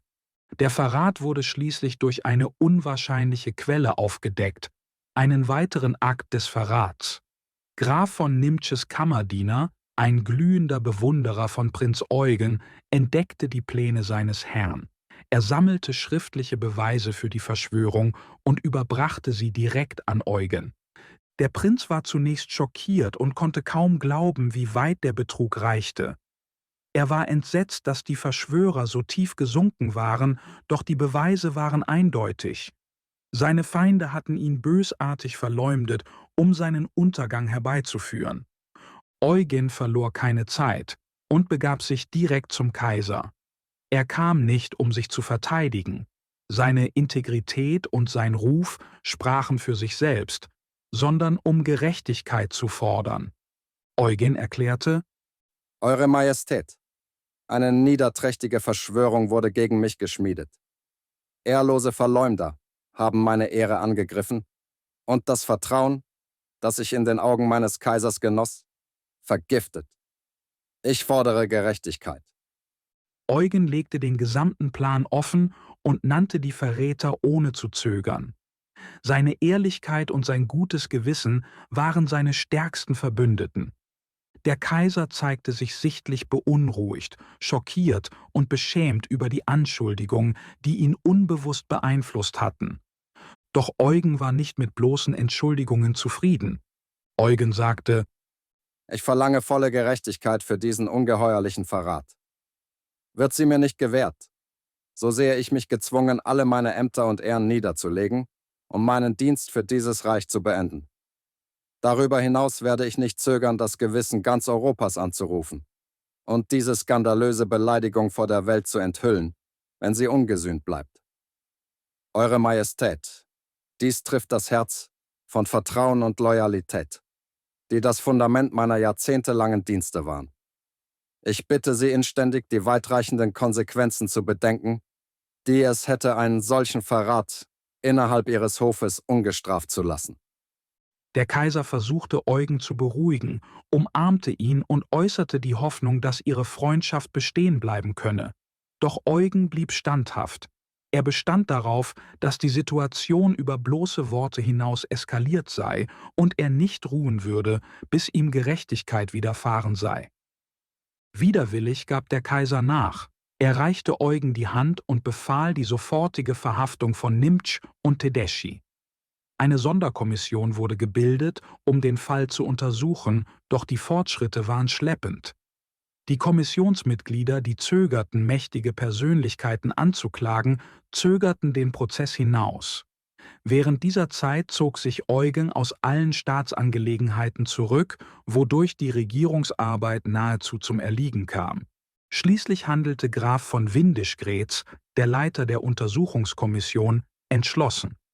Er informierte den Kaiser, dass es einen dauerhaften Makel auf seiner Regentschaft werfen würde, wenn Prinz Eugen, dem das österreichische Reich so viel verdankte, Opfer einer solch schändlichen Intrige würde.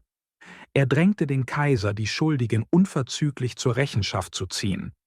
Diese entschiedene Intervention brachte den Fall schnell voran. Am Morgen des 12. Dezember 1719 wurde Tedeschis Urteil vor der Getreidebörse, die damals als Gerichtsgebäude diente, verkündet. Er wurde öffentlich gedemütigt, musste 2 Stunden im Pranger stehen und erhielt vom Henker 30 Hiebe. Anschließend wurde er fortgebracht und aus Österreich verbannt, mit dem Schwur, niemals zurückzukehren. Graf Nimtsch wurde nach Grätz geschickt, wo er 2 Jahre im Gefängnis verbrachte, bevor er dauerhaft aus Wien verbannt wurde. Altan kam mit einer milden Strafe davon, während der savoyische Botschafter Marquis von Thomas nur knapp dem Zorn der Wiener Bevölkerung entging. So wurde die Versöhnung zwischen Kaiser Karl VI. Und Prinz Eugen besiegelt. Nach diesen Ereignissen kehrte ihre Freundschaft zu ihrer früheren Nähe zurück, und der Kaiser zeigte seine Loyalität zu Eugen durch Worte und Taten. Hunderte von persönlichen Briefen des Kaisers an seinen treuen Gefährten bezeugen diese Zuneigung. Insbesondere war die Gesundheit Eugens eine ständige Sorge des Kaisers. Ein Brief vom 27. November 1729 endete mit den herzlichen Worten: Mein liebster Prinz Eugen, ich bitte Sie inständig, Ihrer Gesundheit und Ihrem Wohlbefinden höchste Priorität einzuräumen. Da die Zeit fortschreitet, müssen wir anerkennen, dass unsere Jahre nicht zurückkehren, sondern weiterziehen. Ich bitte Sie, große Vorsicht und Umsicht walten zu lassen, nicht nur zu Ihrem eigenen Wohl, sondern auch zu meinem. Ihr Wohlergehen liegt mir sehr am Herzen, denn Sie nehmen einen besonderen Platz in meinem Herzen ein. Meine Zuneigung für Sie ist tief und innig, und ich sende Ihnen meine wärmste und herzlichste Umarmung.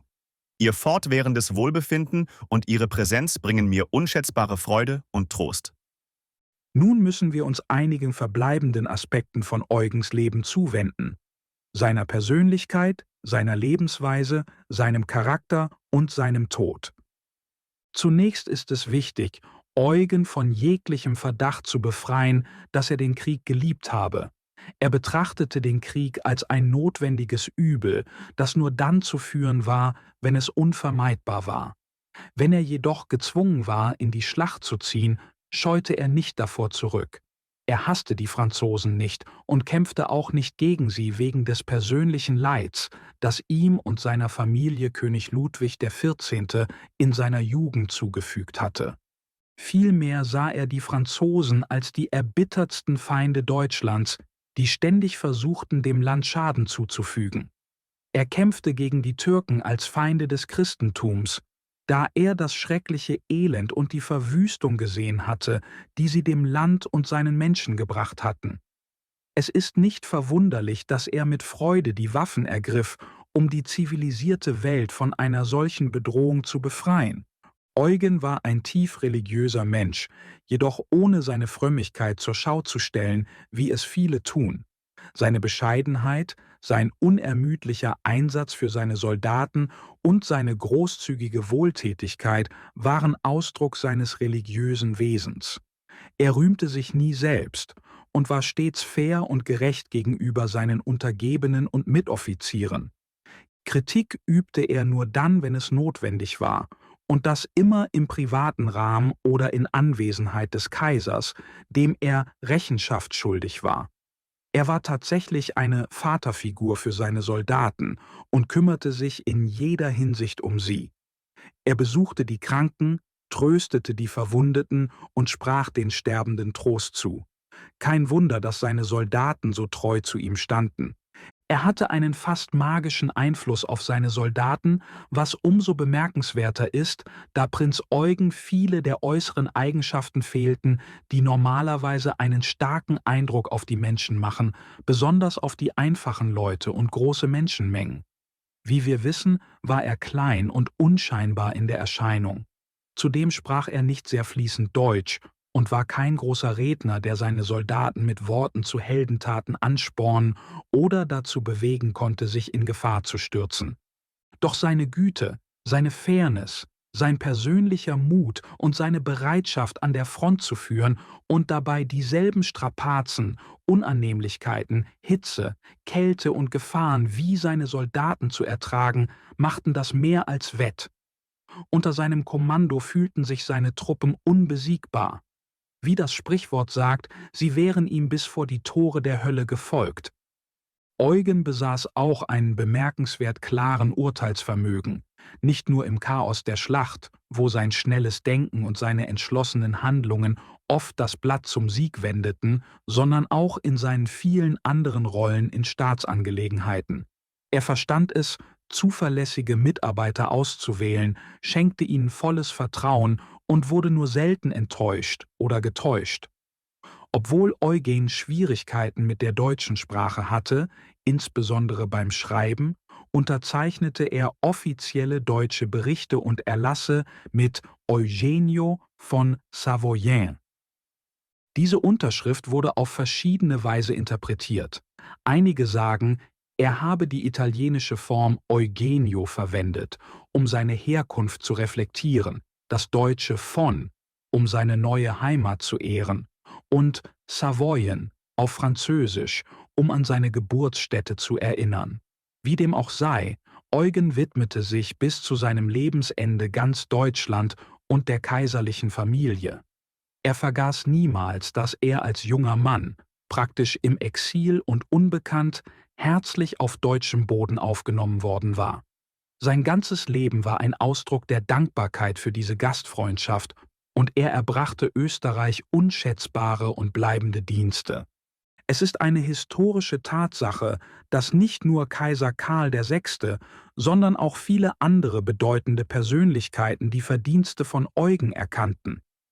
König Friedrich II. Von Preußen glaubte, dass die letzten Jahre der Herrschaft Karls weniger glanzvoll waren als die vorherigen, vor allem wegen des Todes von Eugen.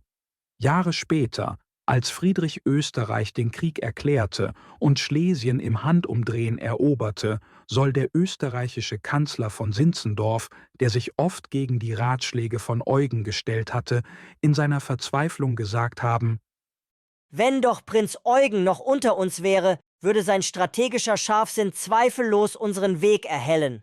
Sein unvergleichliches militärisches Genie und diplomatisches Geschick wären in dieser ernsten Lage von unschätzbarem Wert. Ach, wir sind dazu verdammt, diese gefährlichen Gewässer ohne das Licht seiner Weisheit und Erfahrung zu durchqueren. Obwohl niemand sicher sagen kann, wie Eugen sich gegen Friedrich geschlagen hätte, ist doch klar, dass Österreich unter seinen vielen Kriegern und Staatsmännern keinen zweiten wie ihn hatte. Er blieb der eine und einzige, der große Eugen. Die letzten Feldzüge gegen die Franzosen im Jahr 1734 hatten die ohnehin schon fragile Gesundheit von Prinz Eugen stark geschwächt. Er litt unter einem hartnäckigen Husten, der ihn manchmal tagelang sprachlos machte. Gelegentlich erlebte er kurze Phasen der Erleichterung, in denen er sich öffentlichen und privaten Angelegenheiten widmen oder einen Abend mit alten Freunden verbringen konnte. Eine seiner liebsten Beschäftigungen war der Besuch bei der weisen und charmanten ungarischen Gräfin Battiani, um mit ihr eine Partie Piquet zu spielen. Sein Kutschwagen fuhr langsam durch die Straßen und es hieß, die Pferde kannten den Weg zum Haus der Gräfin so gut, dass sie dort von selbst anhielten. Oft jedoch stieg zunächst niemand aus der Kutsche. Der Herr, der Kutscher und der Diener waren allesamt eingeschlafen und jeder musste einzeln geweckt werden, was stets für großes Gelächter sorgte. Eugen war alt und müde geworden. Die Härten des Krieges hatten ihren Tribut an seinem Körper gefordert und die 18 Wunden, die er in 14 großen Schlachten und unzähligen Scharmützeln erlitten hatte, hatten ihre Spuren hinterlassen. Er hatte das vom Menschen festgesetzte Lebensalter erreicht, wie es in der Heiligen Schrift geschrieben steht. Am 20. April 1736 verbrachte Eugen den Abend wie gewohnt beim Kartenspiel mit Gräfin Battiani, doch war er ruhiger als sonst. Als er nach Hause zurückkehrte, bemerkte er, dass ihm das Atmen schwer fiel, lehnte jedoch einen Arztbesuch ab und begab sich zu Bett. Gegen Mitternacht schaute sein treuer Diener nach ihm und fand ihn friedlich schlafend vor, so dass er das Zimmer leise wieder verließ. Am nächsten Morgen stellte der Diener fest, dass Eugen länger als gewöhnlich schlief und das vertraute Geräusch seines Hustens fehlte. Besorgt betrat er das Zimmer und trat ans Bett heran. Prinz Eugen war im Schlaf friedlich verstorben. Sein aktives und produktives Leben hatte still durch eine Lungenverstopfung geendet. Als die Nachricht von seinem Tod durch Wien ging, löste sie weit verbreitete Bestürzung und Trauer aus. Niemand war tiefer betroffen als der Kaiser selbst, der sofort eine großartige Beisetzungszeremonie anordnete, wie sie noch nie für einen österreichischen Untertan abgehalten worden war. Karl VI. Sagte: Diese feierliche Beisetzung soll als ewiges Zeugnis für den unschätzbaren Wert von Prinz Eugens Verdiensten für unser Reich dienen. Es ist mein feierliches Versprechen, dass seine unerschütterliche Hingabe, seine zahllosen Opfer und seine monumentalen Errungenschaften für immer in die Annalen unserer Geschichte und in die Herzen unseres Volkes eingraviert sein werden. Es soll bekannt sein, dass ich und ganz Österreich das Andenken an sein außergewöhnliches Leben und Vermächtnis mit tiefem Dank und Ehrfurcht über Generationen hinweg bewahren werden. Fast die gesamte Bevölkerung Wiens versammelte sich, um Prinz Eugen die letzte Ehre zu erweisen, als er im Trauerstaat aufgebahrt lag. 14 Feldmarschälle trugen seinen Sarg, und der dankbare Kaiser selbst nahm an der Trauerfeier im Stephansdom teil. Der wortgewandte Pater Peikart hielt die Predigt und sagte: Mit seinem Tod hinterlässt uns Prinz Eugen ein Vermächtnis von unvergleichlicher Tugend und unerschütterlicher Hingabe. Sein Leben leuchtet wie ein strahlender Leuchtturm und erhellt den Weg der Ehre und des Dienens für kommende Generationen. Möge sein Beispiel eine Quelle der Inspiration sein, die Flammen der Edelmut in den Herzen der Jungen entfachen und die Glut des Zwecks in den Seelen der Alten neu entfachen. Mögen wir alle, ungeachtet unseres Standes oder Alters, danach streben, den tiefgreifenden Einfluss und das dauerhafte Vermächtnis zu verkörpern, das Prinz Eugen in die Annalen der Geschichte unseres Reiches eingeschrieben hat. Hallo! Wenn euch unser Hörbuch gefallen hat, vergesst bitte nicht, den Kanal zu abonnieren. Ich brauche eure Unterstützung, um euch weitere Hörbücher zu bringen. Vielen Dank im Voraus für eure Unterstützung.